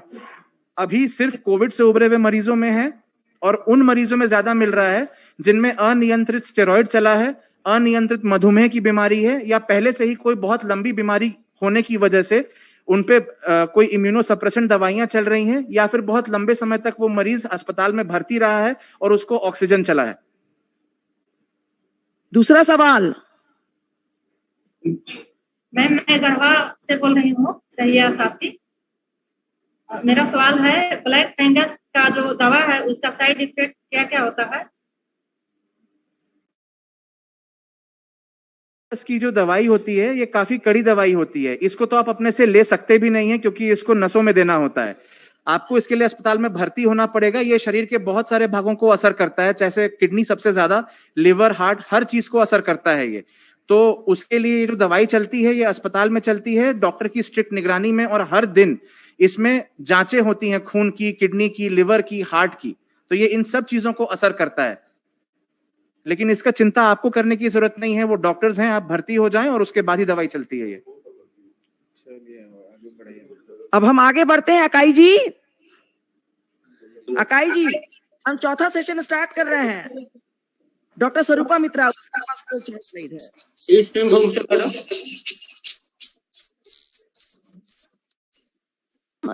चौथा सेशन स्टार्ट करने जा रहे हैं। इसमें I am inviting Dr. Swarupa Mitra, the Chief of Genitourinary Radiation Oncology Department, Rajiv Gandhi Cancer Institute, Delhi. I would like to introduce her. Dr. Swarupa Mitra का स्लाइड लगाइए।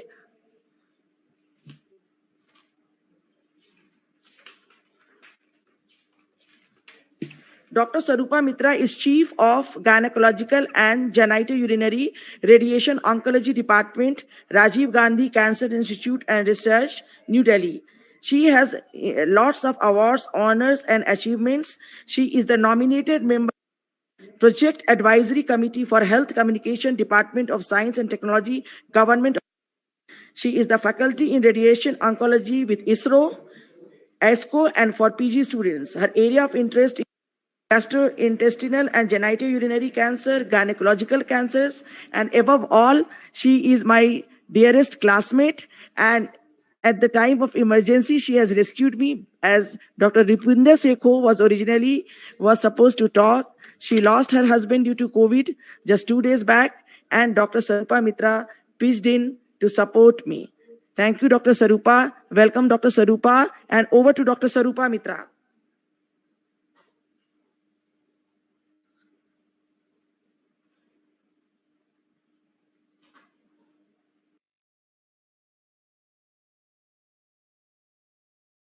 And everybody, all dignitaries who are present over here, thank you very much for inviting me over here. मैं अपना slide share कर रही हूँ.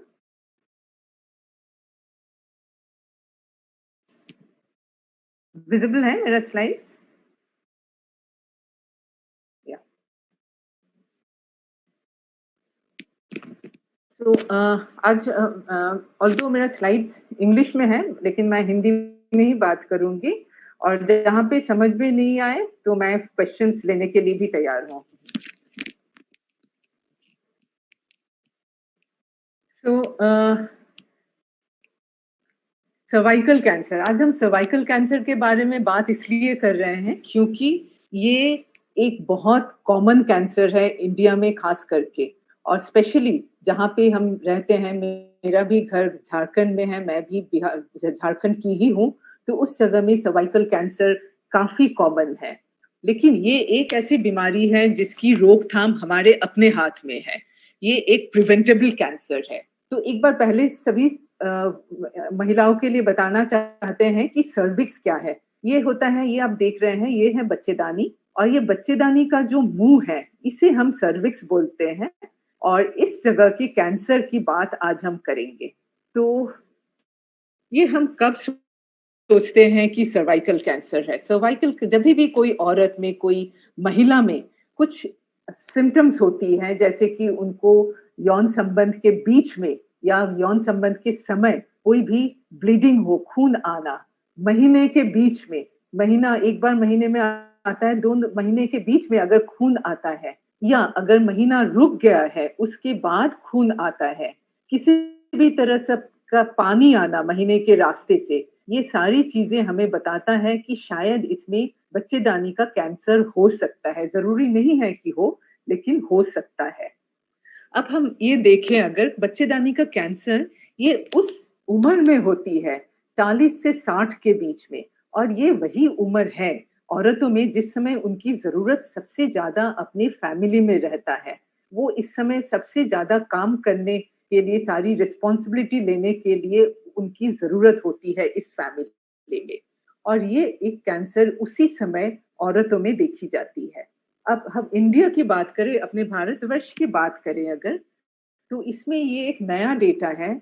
इसमें हर साल ये आप देखें, ये हर साल 1 लाख से ज्यादा न्यू केसेस हम देख रहे हैं. और पूरे वर्ल्ड की अगर बात करें, दुनिया भर में सारे जो बच्चेदानी के मुंह के कैंसर का केसेस है, उसका 1/4 हिस्सा इंडिया से आता है. मतलब इतना ज्यादा सर्वाइकल कैंसर हमारे कंट्री में से ही आता है. ये अभी पहले 5 साल पहले सर्वाइकल कैंसर सबसे कॉमन, सबसे ज्यादा देखी जाने वाली कैंसर थी हमारे भारतवर्ष में. लेकिन अभी थैंक्स टू इतने सारे हमारे अवेयरनेस कैंप्स हो रहे हैं, जैसे कि डॉक्टर भारती ने खुद कर रहे हैं, रांची के जो Jharkhand doctors women doctors association है वो कर रहे हैं. ऐसी काफी काम सब जगह में हो रहे हैं, और इसी के फलस्वरूप आजकल जो बच्चेदानी का कैंसर है ये 2nd कैंसर है. फर्स्ट हो गया है अभी ब्रेस्ट कैंसर, और ये जो कैंसर है 15 to 44 ये उम्र पे भी 2nd मोस्ट इम्पोर्टेंट कैंसर है, 2nd मोस्ट कॉमन कैंसर है. अगर हम इसको और थोड़ा सा सहज तरीके से देखें, हर साल ऑलमोस्ट 70,000 डेथ्स ये बच्चेदानी के कैंसर से हो रहे हैं। तो आप अगर सोचिए, जब हम बोल रहे हैं ये कैंसर एक प्रिवेंटेबल कैंसर, इसकी हम रोकथाम कर सकते हैं, तो उसका मतलब है ये जो 70,000 डेथ्स हो रहे हैं, इससे कम से कम 50% डेथ तो हम रोक सकते थे। और ये हम अपने हाथ, अपना ही हमारा इसमें है कि जो हम कंट्रोल कर सकते हैं। हर रोज 185 लोग, विमेन, औरत का डेथ हो रहा है, मौत हो रही है इसी कैंसर से। हर घंटे की अगर आप सोचे, हर घंटे में 8 औरत इस बीमारी से जान जा रही है। और हर 8 मिनट में, अभी जब हम बात कर रहे हैं, इसी 8 मिनट में एक औरत की बीमारी से डेथ हो गई है। तो आप सोच सकते हैं ये कैंसर कितना नजदीक है, हमारे घर के नजदीक है, हमारे डोर के नजदीक है बिल्कुल। ये कैंसर हम क्यों बोलते हैं कि इसकी रोकथाम हो सकती है? बाकी जितने कैंसर है इसकी हमें कारण नहीं पता है। चूंकि कारण नहीं पता है इसलिए उसका इलाज करना आसान नहीं होता है। ये एक कैंसर है जिसका हमें कारण पता है, और वो भी है कि एचपीवी इन्फेक्शन। एचपीवी एक तरह की वायरस होती है जो आपको दिख रहा है यहाँ पे। इस एचपीवी का 16 और 18 ये दोनों हैं जो कि मैक्सिमम बच्चेदानी का कैंसर इसी कारण से होता है। अच्छा, अब ये जो कैंसर होती है ये कैसे, कितना दिन में बढ़ता है? तो बहुत सरल तरीके से आप अगर समझें, ये हमारा बच्चेदानी है, बच्चेदानी का माउथ है, और यहाँ पे ये जो इन्फेक्शन है बच्चेदानी के में जो इन्फेक्ट करती है, ये इसमें संक्रमण करती है। और इस इन्फेक्शन जब हो जाता है, जब एक बार इन्फेक्शन एचपीवी वायरस से हो जाती है, इसका मतलब ये नहीं है कि कैंसर होना ही है। ऑलमोस्ट 70%, 80% औरतों में ये इन्फेक्शन, एचपीवी की इन्फेक्शन हो जाती है एक बार यौन संबंध शुरू हो जाते हैं तो इसलिए इससे डरने की जरूरत नहीं है। लेकिन हमें सावधानी बरतनी है। ये जो एचपीवी की इन्फेक्शन है, कुछ इन्फेक्शन ये प्री कैंसरस, मतलब कैंसर से जस्ट पहले वाली स्टेज होती है, उसमें आके पहुंच जाता है। इस स्टेज में पहुंचने के बाद भी ज्यादातर ठीक हो जाते हैं, और ओनली कुछ ही है जो कि यहाँ से लेके कैंसर तक में पहुंच जाता है। तो आपको समझ में आ रहा होगा कि एचपीवी इन्फेक्शन हमारे ज्यादातर औरतों में है, हमें सब में है, और इसमें से कुछ होता है जो कि प्री कैंसरस, मतलब कैंसर से पहले वाली जो स्टेज है उसमें पहुंचता है, और उससे भी कम सर्वाइकल कैंसर, जो कि हम कैंसर की बात कर रहे हैं, उसमें पहुंचता है। तो इसमें अबाउट ये जो इन्फेक्शन से लेके कैंसर तक पहुंचने में 10-20 साल लग सकते हैं। तो उसका मतलब है हमारे पास इतना टाइम है इसको रोकने के लिए। तो अब जब हम बात कर रहे हैं रोकने की, तो आपके मन में ये प्रश्न जरूर आ रहा होगा कि हम इसकी रोकथाम कर सकते हैं कि नहीं। बिल्कुल कर सकते हैं। ये एक कैंसर है जिसको जब हम कैंसर की पढ़ाई करते थे तब हमें बोला जाता था कि एक कैंसर जिसको होने से दुख नहीं होता है वो है सर्वाइकल कैंसर औरतों में, और जेंट्स में प्रोस्टेट कैंसर। तो ये एक कैंसर है जिसको आजकल कैंसर का जो डर है वो होना ही नहीं चाहिए, क्योंकि ये हम प्रिवेंट कर सकते हैं, इसकी रोकथाम कर सकते हैं। और अगर इनकेस अगर हो भी गया, वो शुरुआत के स्टेज में डायग्नोज हो जाता है, तो 98 to 99% चांसेस है कि वो ठीक हो जाता है। तो हम इसकी रोकथाम कैसे करें? रोकथाम करने के लिए 2 तरीका है, एक है स्क्रीनिंग और एक है वैक्सीनेशन। आज का जो हम टॉक है, आज हम ज्यादातर स्क्रीनिंग के बारे में ही करेंगे क्योंकि हमारे पास समय कम है। वैक्सीनेशन के बारे में छोटा सा बस 2 वर्ड्स बताना चाहते हैं। ये 9 से 26 साल की गर्ल्स में, औरतों में दी जाती है। उसके बाद भी ले सकते हैं, लेकिन उसकी इफेक्टिविटी, उसका जो प्रभाव होता है वो ज्यादातर होता है उन लड़कियों में जिनका यौन संबंध नहीं हुआ है। तो ये है वैक्सीनेशन, इसके बारे में हम कभी और बात कर सकते हैं। अब स्क्रीनिंग होती है। स्क्रीनिंग क्या होता है? स्क्रीनिंग होता है कि जिसके बॉडी में कैंसर नहीं है, लेकिन उसको हम कुछ टेस्ट के माध्यम से उसको हम ये पता चल सकता है कि उसमें कैंसर होने वाला है कि नहीं, या कैंसर के जो प्री कैंसर स्टेज है उसमें है तो उसको हम ट्रीट कर सकते हैं। तो स्क्रीनिंग के 2 मेथड्स हैं, एक है HPV टेस्ट और दूसरा है पैप टेस्ट। इसमें से पैप टेस्ट जो है, ऐसा नहीं कि जरूरी नहीं है कि दोनों करना है, हाँ बहुत जगह में दोनों टेस्ट की जाती है जिसको हम को टेस्ट बोलते हैं, लेकिन हमारे जानकारी के लिए, सबकी जानकारी के लिए पैप टेस्ट बहुत जरूरी है और ये बहुत इजी है। इसमें ना दर्द होता है, ना कुछ पैसे की खर्च होते हैं, और ये आजकल इतना ज्यादा हम कैंप्स में इतना ज्यादा हो रहे हैं पूरे इंडिया में, तो इसलिए पैप टेस्ट बहुत आसान है करना। इसमें हमने एक पिक्चर डाला है, इसमें आप देखो ये है बच्चेदानी का जो माउथ है, जो मुंह है वो है, और यहाँ से एक स्पैचुला होती है, यहाँ से हम इसकी जो सेल्स होती है यहाँ से लेके उसको हम अपने माइक्रोस्कोप में देखते हैं कि वो सेल्स किस तरह के हैं, उसमें कैंसर है कि नहीं, और कैंसर अगर नहीं है तो कैंसर हो सकता है कि नहीं, इस तरह की जांचें हम कर लेते हैं। तो इसकी जो एज ग्रुप होती है, स्क्रीनिंग हमारे कंट्री में बहुत बहुत इम्पोर्टेंट है। अगर हम स्क्रीनिंग अच्छी तरह से करें तो हम एक दिन जरूर आएगा कि सर्वाइकल कैंसर, कम से कम सर्विक्स की कैंसर हमारे देश से चली जाएगी। 21 साल से कम के उम्र में स्क्रीनिंग की जरूरत नहीं है। 21 से 29 साल तक ये पैप स्मीयर होना चाहिए हर 2 से 3 साल तक में। 30 से 65 साल की उम्र में हर 2 से 3 साल में पैप स्मीयर, ये साइटोलॉजी होना चाहिए। HPV टेस्ट अगर कर सकते हैं तो बहुत अच्छा है।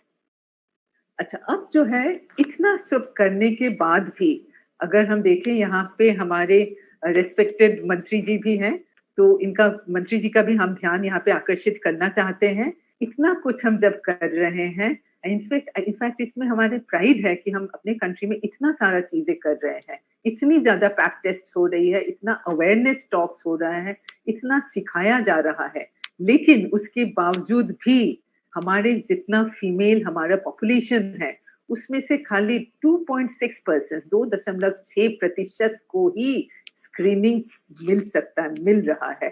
इससे ज्यादा स्क्रीनिंग नहीं हो पा रही है। तो इसमें, इसके बारे में हमें जरूर कुछ सोचना चाहिए। ये मेरा आखिरी स्लाइड है। तो अब हम रांची में आते हैं। रांची में जब हम आते हैं, रांची की स्टेटस क्या है?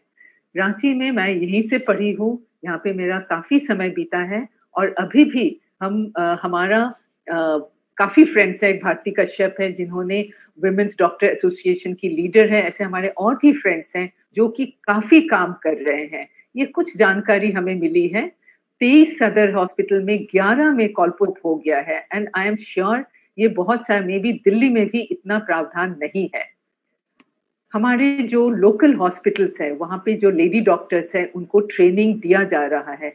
क्या चीज की ट्रेनिंग दी जा रही है? कि बच्चेदानी के कैंसर हम जल्दी पकड़ने में आए। कैंप्स काफी हो रहे हैं। एक कैंप में हम लोग राजीव गांधी के कैंसर हॉस्पिटल भी इसमें सहयोग किया है। आगे भी हम यहाँ पे सबके सामने बोलना चाहते हैं कि अगर आगे भी जरूरत पड़ेगी, हम लोग बिल्कुल पूरी राजीव गांधी कैंसर इंस्टीट्यूट आपके साथ हैं, और कभी भी जरूरत पड़ेगी हम लोग इस कैंप में या कोई भी ट्रेनिंग होती है हम लोग जरूर इसकी सहयोग करेंगे। और हेल्थ अवेयरनेस टॉक्स भी काफी हो रहे हैं, तो ये बहुत अच्छी चीज है, और इसलिए हमें उम्मीद है कि कैंसर, बच्चेदानी का कैंसर एक दिन स्टॉप हो जाएगा। लेकिन ये काफी नहीं है, जैसे बताया हमें और आगे चलना है। अभी जो काम हो रहा है वो जरूर करते रहना चाहिए, इसमें और लोगों की सहयोग चाहिए, आगे बढ़ना चाहिए। आगे हमारा जो एम है, जो गोल है, जो जहाँ पे हम देखते हैं वो है कि लोकल हॉस्पिटल्स जो है रांची के और पूरे रांची के और झारखंड के, वहाँ पे उनको स्ट्रेंथ देना चाहिए, उसको और पावरफुल करना चाहिए। ये हम कैसे करेंगे? उनकी ट्रेनिंग के लिए ट्रेनिंग कैंप हमें और करना चाहिए, जिससे कि वो खुद आगे सारा जितना ये काम है खुद कर सकते हैं और किसी पे इनको डिपेंड नहीं करना पड़े। इनको काफी इक्विपमेंट्स, जो हमारे मशीन्स है, ये देना चाहिए, जिसमें कॉल्पोस्कोप एक है, पैप स्मीयर की फैसिलिटीज हैं, ये उनको देना चाहिए। इसमें आई एम श्योर हमारे झारखंड की गवर्नमेंट, हमारे हेल्थ मिनिस्टर जी ये जरूर करेंगे। इतना साल तक उन्होंने हमारा साथ दिया है और हमें इसकी बहुत ज्यादा प्राइड है, और हम इनका बहुत सहयोग का बहुत थैंक्स भी देना चाहते हैं। एंड आई एम श्योर वो आगे भी ऐसी काम जरूर में हमारे हेल्प करेंगे। ट्रेनिंग भी काफी देना चाहिए, ट्रेनिंग अभी खत्म नहीं हुई है, आगे हमें ये सारी काम हमें चलते रहना चाहिए। तो ये लास्ट स्लाइड है, बच्चेदानी का कैंसर ये डेफिनेटली एक सीरियस बीमारी है, बहुत लोगों की मौत हो रही है, लेकिन ये कैंसर की हम प्रिवेंट कर सकते हैं, इसकी हम रोकथाम कर सकते हैं, और रोकथाम करने के लिए बहुत आसान है, वैक्सीनेशन करें, पैप स्मीयर करें, और इस तरह की जो टॉक्स है ये हम ज्यादा से ज्यादा करें। Thank you very much doctor Bharti and everybody, Women's Doctors Association of Jharkhand, thank you very much. And सब ये मौका भी है तो मैं माननीय स्वास्थ्य मंत्री और माननीय additional chief secretary Arun ji का ध्यान आकर्षित कराना चाहती हूँ कि 2014 से मैं यहाँ की विमेन डॉक्टर्स विंग की चेयरपर्सन हूँ, और मैंने अपने कार्यकाल में रांची, खूंटी, हजारीबाग, गिरिडीह, कोडरमा और साहिबगंज में डिजिटल वीडियो कॉल्पोस्कोप के साथ क्रायो मशीन गैस के साथ लगवाई है। संथाल परगना के बाकी 5 सदर अस्पतालों में क्रायो मशीन एवं गैस उपलब्ध कराई। 1-2 साल तक तो काम बहुत अच्छे से वहां डॉक्टर्स ने किया, डॉक्टर्स को हमने ट्रेन भी किया, राजीव गांधी हॉस्पिटल के डॉक्टरों के द्वारा, अमेरिका के डॉक्टरों के द्वारा, कलकत्ता के डॉक्टरों के द्वारा, मगर एक छोटी सी चीज गैस खत्म हो गई, और गैस जो कि 400-500 रुपया में भराई जा सकती है, उसकी वजह से वहां पे काम खत्म हो गया है, रुक गया है। तो 6 सदर अस्पतालों में वीडियो कॉल्पोस्कोप के साथ लगी है मशीन, रांची, खूंटी, हजारीबाग, गिरिडीह, कोडरमा और साहिबगंज। बाकी 5 सदर अस्पताल संथाल परगना के हैं, मैं आपको नाम दे दूंगी जहां पर क्रायो और गैस है। तो मैं माननीय एडिशनल चीफ सेक्रेटरी जी से और मंत्री जी से अनुरोध करती हूँ कि वहां के सिविल सर्जनों से अनुरोध करके इन मशीनों को दोबारा से चलवा दें, ताकि वहां की महिलाओं की, हम आपको लिखित दे देंगे, महिलाओं की जान बच जाए। हाँ सर, इसको आप जरूर करा दें, क्योंकि जो हमने 23 सदर अस्पताल में और जो बाकी सदर अस्पताल हैं उनमें करवाने के लिए हम लोगों को सहयोग करें। अब मैं माननीय स्वास्थ्य मंत्री जी से आग्रह करती हूं कि वे अपने आशीर्वचनों से हम सबको अनुग्रहित करें।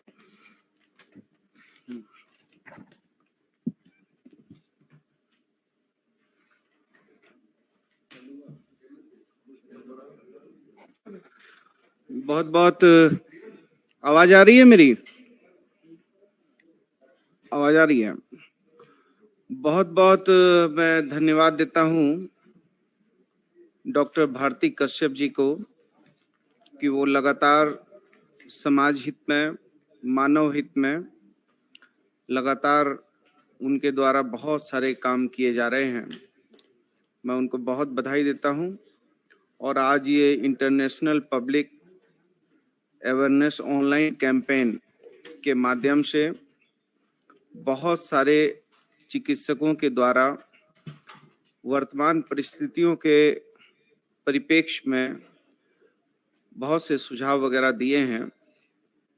उन डॉक्टरों को भी मैं बहुत धन्यवाद देता हूं। हमारे साथ इस कार्यक्रम में शामिल हुए हैं राज्य के अपर मुख्य सचिव आदरणीय अरुण सिंह जी, हमारे ऑल इंडिया मेडिकल एसोसिएशन के अध्यक्ष डॉक्टर जयालाल जी, ऑल इंडिया मेडिकल एसोसिएशन के महामंत्री जयेश लेले जी, रवि कश्यप जी, पूजा कश्यप जी, विभूति कश्यप जी, डॉक्टर स्वरूपा मित्रा जी, और साथ में शामिल हुए विभिन्न धर्मगुरु और विभिन्न समुदाय के लोग, हमारी आंगनवाड़ी सेविका, हमारी बहनें, हमारे स्वास्थ्य विभाग से जुड़े सभी लोगों के प्रति मैं बहुत आभार व्यक्त करता हूं। और विशेष करके जिन चिकित्सकों के द्वारा लगातार बेहतरीन तरीके से और सरल तरीके से जिन बातों को लिखित किया है, मैं इसके लिए भी उनको बहुत बहुत धन्यवाद देता हूं। और उनके बहुमूल्य सुझाव को निश्चित तौर पर झारखंड सरकार, हमारे माननीय मुख्यमंत्री आदरणीय हेमंत सोरेन जी के नेतृत्व में हम दिन प्रतिदिन प्रयास कर रहे हैं कि हम इस कोविड-19 की विभीषिका से इस राज्य को मुक्ति दिलाने के लिए, और साथ ही हमारे अपर मुख्य सचिव जी ने कहा कि जब हम जांच करने के लिए आगे बढ़े हैं तो उस जांच में हमको और भी विभिन्न तरह की बीमारियों के बारे में पता चलने लगा है, जिसमें 15,000 टीबी के रोगी हैं, 1 लाख के करीब जो है मधुमेह के रोगी हैं, 1 लाख के करीब जो है ब्लड प्रेशर के रोगी की भी हमने शिनाख्त की है। तो निश्चित तौर पर एक बहुत बेहतरीन चर्चा परिचर्चा करके हम सारे लोग लगे हैं, और मैं तो बहुत धन्यवाद देता हूं आदरणीय रवि कश्यप जी को, पूजा कश्यप जी को, हमारे विभूति कश्यप जी को और हमारी स्वरूपा मित्रा जी डॉक्टर को, कि सब लोगों को झारखंड के प्रति बहुत प्रेम है और झारखंड के आप हैं, और आप झारखंड के होके पूरी दुनिया में आप एक अपनी एक अमिट और मजबूत छाप और अपनी पहचान और लोहा मनवा रहे हैं। इसके लिए हम झारखंड के लोग भी माननीय मुख्यमंत्री जी की तरफ से, हमारी तरफ से, हमारे अपर मुख्य सचिव जी की तरफ से आप सभी लोगों को बहुत बहुत बधाई और शुभकामना देते हैं, ताकि आप इसी तरीके से पूरे दुनिया में झारखंड के लोगों का मान सम्मान बढ़ाते रहें। सबसे पहले मैं आना चाहता हूं, आदरणीय रवि कश्यप जी ने जिन बातों को लेखित किया वो बड़े महत्व की बात है, क्योंकि ये भ्रांतियां हैं वैक्सीन को लेकर, और ये भ्रांतियां वैक्सीन को लेकर कुछ तो, चूंकि ये व्यवसायिक कंपनी, दोनों व्यवसायिक कंपनी, चाहे वो कोविड शील्ड हो चाहे वो कोवैक्सीन हो, विशेष करके हमारे भारत में यही 2 वैक्सीन की कंपनियां हैं जो अभी निर्माण करी हैं। तो इन लोगों की जो विरोधाभासी बयान सब प्रेस वगैरह में आए थे, उससे कहीं ना कहीं आम लोगों में थोड़ा अविश्वास का माहौल पैदा हुआ था। तो मैंने उस समय भी कहा था कि चूंकि वैक्सीन की आवश्यकता है, और आवश्यकता जब होती है तभी आविष्कार भी होते हैं, और आविष्कार जब होते हैं तो आविष्कार की प्रासंगिकताएं होती हैं, और प्रासंगिकता को विश्वसनीयता के तकाजे पर भी तोलने की आवश्यकताएं होती हैं। तो मैंने उस समय भी कहा था, आज भी मैं ये कह रहा हूँ कि कहीं ना कहीं हम लोगों को, चाहे वो केंद्र की सरकार हो चाहे वो राज्य की सरकार हो, हम लोगों को इसमें जो है मजबूत स्टैंड उसी समय लेना था। उसी समय जब दुनिया के राष्ट्र अध्यक्ष पहली वैक्सीन ले रहे थे और उनके देश के सारे लोग राष्ट्र अध्यक्ष को देख के ले रहे थे, तो मैं समझता हूँ कि आदरणीय प्रधानमंत्री जी भी, चूंकि उन्होंने प्रोत्साहन दिया था, उन्होंने थाली भी बजवाई थी और भी चीजें की थी, तो प्रोत्साहन करने के लिए, तो मैं समझता हूँ कि यदि हमारे भी प्रधानमंत्री जो हैं वो वैक्सीन ले लेते, केंद्रीय स्वास्थ्य मंत्री जी ले लेते, खुद मैंने लेने के लिए प्रार्थना किया था, निवेदन भी किया था, लेकिन उस समय हमको अलाउ नहीं किया गया। बाद में ये अलग बात है कि ICMR ने अलग अलग तरीके से अलग अलग गाइडलाइन बनाते गए, और वो गाइडलाइन में जो है व्यापक उनके जो है फेरबदल भी होने लगे। खैर, बहरहाल हम लोगों को निश्चित तौर पर वैक्सीन जो है ये हमारे लिए एक अस्त्र है, और इसको हम चूंकि हमारे झारखंड की आबादी 24% शहर में है और 76% गाँव में है, इसलिए हम लोग विशेष रूप से गाँव में जो एक भ्रांतियां हैं, उन भ्रांतियों को दूर करने के लिए जिस तरीके से डॉक्टर रवि कश्यप जी ने बताया कि जो भी हमारी जो है बहन जो गर्भवती हैं, वो गर्भवती बहन भी वैक्सीन ले सकती है, जो हमारी बहन बच्चों को दूध पिला रही हैं वो भी उस वैक्सीन को ले सकती हैं, जिन बहनों को मेंस वगैरह भी होता है उसमें भी वो वैक्सीन लिया जा सकता है। और जो है इसमें कहीं पर भी जो है वैक्सीन के कोई बहुत दुष्परिणाम नहीं है। अलबत्ता थोड़े बहुत कभी कभार लोग वैक्सीन लेते हैं तो हल्का फुल्का बुखार या थोड़ा सा बाह वगैरह में हल्का दर्द रहता है, लेकिन वो हमारे लिए प्रोटेक्ट करने का एक बड़ा माध्यम है। तो हम उस माध्यम को निश्चित तौर पर मजबूती से उस माध्यम को हम आगे बढ़ाना चाहते हैं, और निश्चित तौर पर इससे डॉक्टर रवि कश्यप जी की बात सुन रहा था, उन्होंने यहाँ तक कहा कि यदि कोई भी गर्भवती महिला यदि वैक्सीन लेती है तो उस वैक्सीन का जो है लाभ जो होने वाली संतान है, उस संतान की भी इम्यूनिटी पावर बढ़ाने में वो कारगर रूप से साबित होगा। इसलिए जो ये भ्रांतियां हैं, और कुछ लोगों के सवाल भी हम देख रहे थे, आदरणीय मौलाना साहब ने जो सवाल किए थे कि वैक्सीन के माध्यम से कुछ लोगों की मौत भी हुई है, तो मैं ये जरूर कहना चाहता हूं कि जो डॉक्टर रवि कश्यप जी ने कहा कि हमको पता नहीं चलता है कि हम जो है माइल्ड सिम्टोमेटिक हैं या एसिम्टोमेटिक हैं, और उसके बाद हमने वैक्सीन ले लिया और हमारे हो सकते हैं कि मल्टी ऑर्गन की प्रॉब्लम हो और हमारे मल्टी ऑर्गन काम नहीं कर रहे हो और फिर जो है उस वक्त में हो सकता है कि किसी की जान गई हो। तो गांव में एक ऐसा होता है कि गांव में कोई भी बात बहुत तेज गति में स्प्रेड होने लगती है, तो वो भ्रांतियों को हमको दूर करने की आवश्यकता है निश्चित तौर पर। लेकिन हम ये जरूर कहेंगे कि झारखंड सरकार इसमें बहुत कारगर रूप से कदम उठा रही है और हम लोगों ने अभी वैक्सीन वैन के माध्यम से गांव में भी जहां भी 20 लोगों के समूह होंगे हम वहां भी जाकर हमारी वैन जाएगी, हमारी गाड़ी जाएगी और उनको जो है वैक्सीनेट करेगी। और हम लोग लगातार प्रयास में हैं और हमारे जितने फ्रंट वर्कर हैं, हेल्थ वर्कर हैं, उनको हम लोगों ने करीब करीब वैक्सीनेट कर दिया है और फ्रंट लाइन वर्करों को भी हम 90% के आसपास वैक्सीनेट कर चुके हैं और एबव 45 के लोगों को अभी वैक्सीनेट करने में हम लोग लगे हुए हैं और इसी के साथ 18 से 44 वर्ष के उम्र के लोगों को भी हम वैक्सीनेट करेंगे और पूरी तरीके से हम ये फ्री वैक्सीनेशन का काम हमारे माननीय मुख्यमंत्री जी ने कहा है कि हम अपने राज्य की जनता को हर विपरीत परिस्थिति में भी, हम चाहे कितना भी हमारा राजस्व की क्षति हो जाए, लेकिन हम एक भी ऐसे लोगों को नहीं रहने देंगे जिनको वैक्सीनेशन नहीं लगा हो और हम वैक्सीनेट करेंगे और ताकि उनकी प्रतिरोधात्मक क्षमता बढ़े। और मैं डॉक्टर रवि कश्यप जी को बहुत आभार और धन्यवाद देता हूं। डॉक्टर पूजा कश्यप ने भी बहुत ही बेहतरीन तरीके से हम लोगों को बच्चों से संबंधित जो है बातों को बताया कि किस तरीके से जो है मल्टी ऑर्गन इन्फ्लेमेटरी सिंड्रोम हो रहा है और उससे हमको कैसे उसके बचाव के उपाय करने हैं और हमको क्या ऐसी तैयारियां करनी है जिन तैयारियों को करने से और किन दवाइयों को हमको अपने अस्पतालों में रखना है, चाहे वो स्प्रिन हो या उससे संबंधित और भी दवाइयां हैं।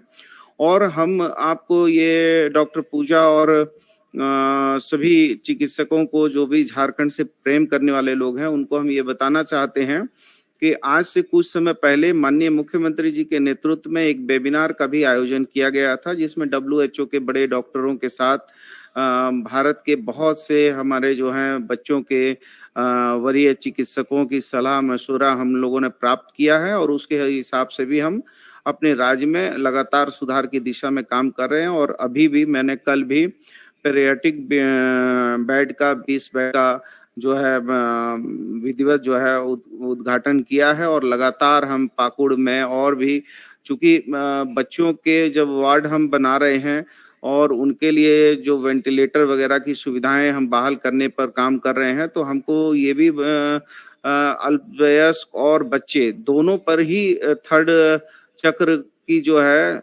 संभावनाएं ज्यादा हैं, आशंकाएं हैं कि दोनों पर ज्यादा उसके व्यापक प्रभाव पड़ सकते हैं।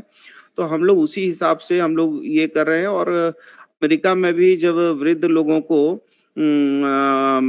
ये कोरोना का ये हुआ तो उसमें बच्चों के जो चिकित्सक थे जो आईसीयू वार्ड देखते थे उनको ट्रेंड किया गया और उनको ट्रेंड करके इस हद तक लाया गया ताकि जो है उसको अपग्रेड करके हम बच्चों के डॉक्टर से वृद्ध लोगों के डॉक्टरों का सफल इलाज कराए।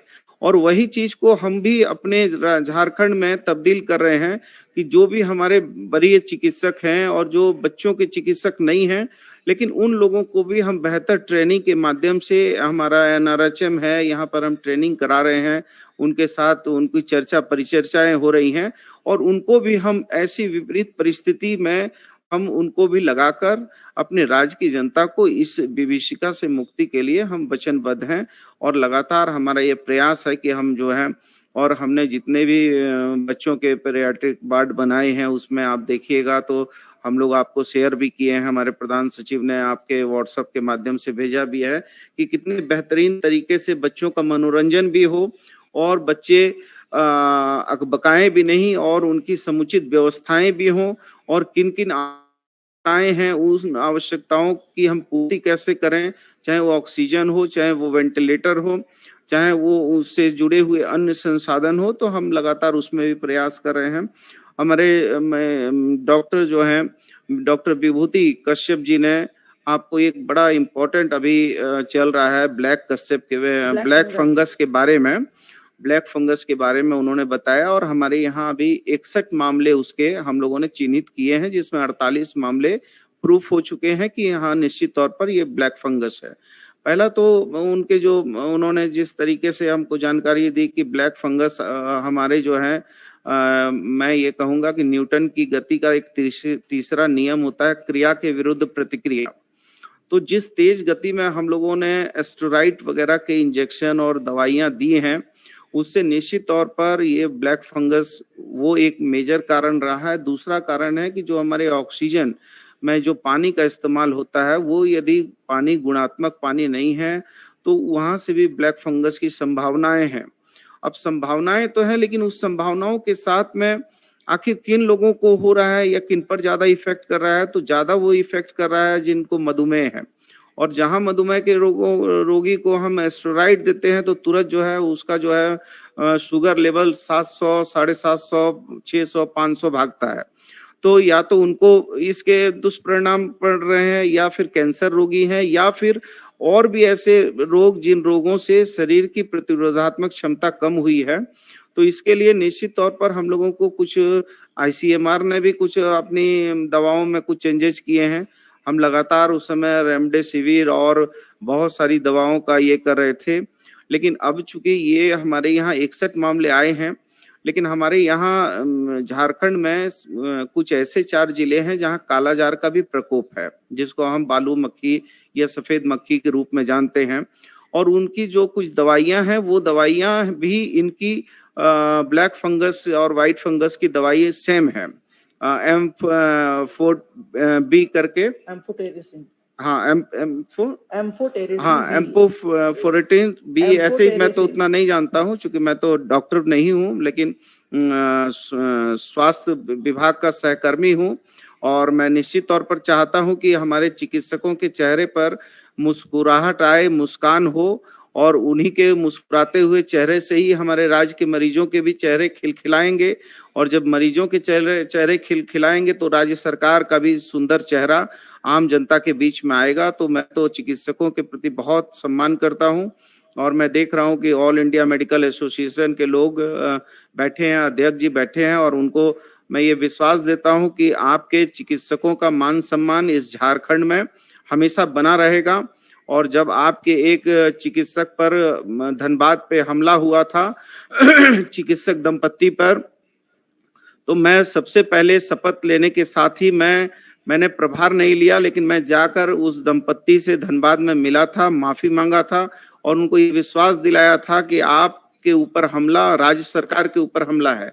इसलिए राज्य के यदि चिकित्सकों पर कोई भी अपराधी तत्व या कोई भी अनावश्यक रूप से प्रहार करेगा तो राज्य सरकार जो है उसके साथ बिल्कुल मजबूती से चिकित्सकों के साथ खड़ी है। और हम बहुत आभार मानते हैं कि इस विपदा की घड़ी में जिस तरीके से हमको ऑल इंडिया मेडिकल एसोसिएशन के लोगों का, चिकित्सकों का, चाहे हमारे प्राइवेट चिकित्सक हैं, चाहे ANM, GNM, हमारे पैरामेडिकल के लोग, सारे लोगों ने, हमारे जितने IAS और हमारे प्रधान सचिव आदरणीय अरुण सिंह जी के नेतृत्व में जिस तरीके से इस महायुद्ध को लड़कर आज इसको शिथिल करने का जो प्रयास किया है, मैं इसके लिए बहुत बधाई देता हूं। और मैं निश्चित तौर पर ये ब्लैक फंगस की जो बीमारी है, इसको लेकर हमने रिम्स को नोडल हॉस्पिटल के रूप में मान्यता दी है, ताकि जो भी आम जन हैं, चूंकि इस बीमारी में काफी पैसा और काफी इसमें डोज भी लगते हैं, और जो अभी डॉक्टर विभूति ने कहा कि कुछ बहनों ने ये शंका व्यक्त की कि डोज जो है कितना लगेगा, कैसे लगेगा, तो डॉक्टर विभूति ने कहा कि ये विषय आपके नहीं है, ये विषय चिकित्सकों के हैं, और चिकित्सक अपने पैरामीटर में देखते हैं कि कितना डोज देना है, नहीं देना है। और चूंकि इसके साथ कई तरह की प्रॉब्लम आते हैं, आंख से, नाक से, कान से, या जो ब्रेन से, तो सभी चिकित्सकों को एक करके हम लोगों ने नोडल हॉस्पिटल बनाया है। और इसी के साथ हम राज्य में और भी जगह जो है ये ब्लैक फंगस, व्हाइट फंगस के लिए प्रयास कर रहे हैं। इसमें डरने की आवश्यकता नहीं है, और ये बीमारी ऐसी नहीं है कि जो बीमारी स्प्रेड हो, लेकिन फिर भी ये बीमारी इसकी जो मृत्यु दर है वो 50% के करीब है। तो हम लोग निश्चित तौर पर इसकी गंभीरता को समझते हुए हम डॉक्टर विभूति को भी विश्वास देंगे कि हम लोग इसके पीछे लगे हैं।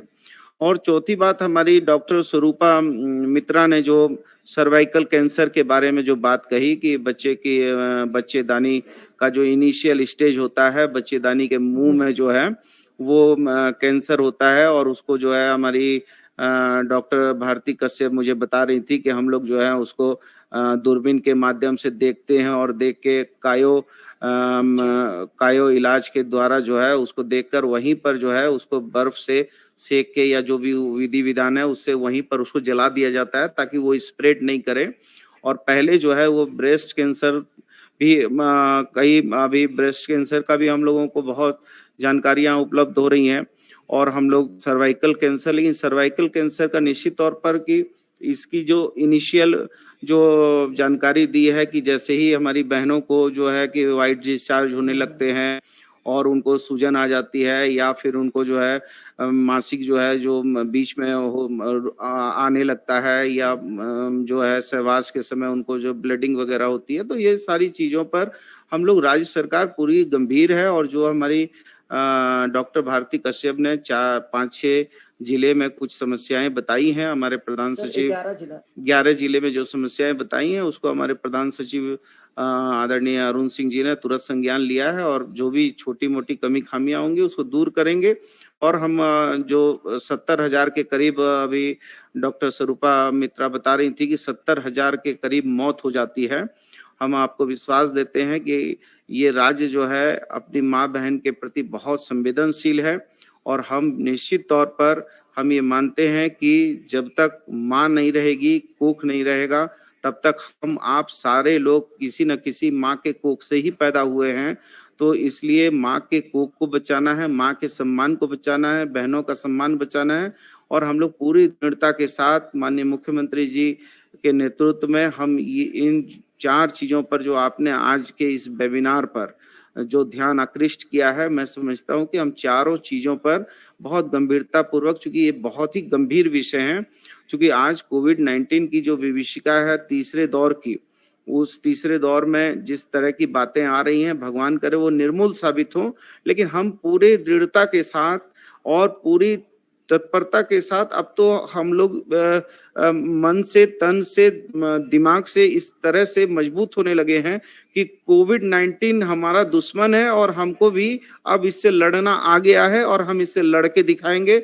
और राज्य को इस विपदा से मुक्ति के लिए हम जो है प्रयास करेंगे। और ये बहुत सुखद है कि अब हम 97% रिकवरी के करीब हैं और हमारा पॉजिटिव रेट भी जो है बहुत गिरा है और मोडिलिटी रेट भी अब हमारे धीरे धीरे अंकुश हो रहे हैं। इवन हम लोगों ने जो हमारी मोडिलिटी रेट है उसके लिए भी हमने एक जांच समिति बनाई है कि उसके कारण क्या है, उसके निवारण क्या है, उसकी आखिर उसकी वजह क्या है, कहाँ चूक हुई है या मल्टी ऑर्गन फेल हुए हैं या किन चीजों के। तो उसके लिए हमने विशेषज्ञ डॉक्टरों के साथ कुछ हमारे प्रशासनिक अधिकारियों को एक कमेटी का फॉर्मेशन किया है जो जल्दी हम लोगों को जांच करके इस विषय में बताएगी।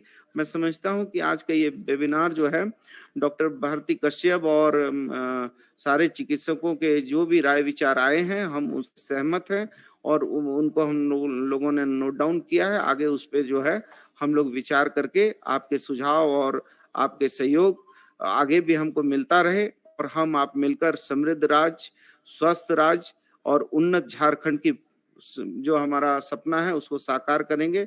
बहुत बहुत धन्यवाद, बहुत बहुत शुक्रिया। सर वोट ऑफ थैंक्स देंगे। हम माननीय स्वास्थ्य मंत्री जी का बहुत बहुत धन्यवाद देते हैं। उन्होंने लाखों कार्यकर्ताओं, सिविल सर्जन, यहाँ उपस्थित डॉक्टर्स, जो विदेशों से डॉक्टर जुड़े हैं, उनको, हम सब लोगों को झारखंड सरकार और women doctors wing IMA Jharkhand की तरफ से हम उनका धन्यवाद देते हैं। और माननीय मुख्यमंत्री जी को, स्वास्थ्य मंत्री जी को भी हम धन्यवाद देते हैं कि वो हमारे साथ जुड़े और बहुत लंबा समय बिताया। और इस कार्यक्रम से हम आशा करते हैं कि जो जागरूकता होनी चाहिए वो जागरूकता अब आ जाएगी। और जो सरकार जिस वैक्सीनेशन की दर को चाहती है, क्योंकि सरकार सक्षम है 2.46 लाख वैक्सीनेशन हर दिन देने के लिए, लेकिन हो रहा है उसका आधा से भी कम। सरकार की जो क्षमता है उसके अनुरूप वैक्सीनेशन की गति में तेजी आएगी। इस कार्यक्रम के बाद हम इस बात की उम्मीद रखते हैं और अब आप सबको धन्यवाद करते हैं।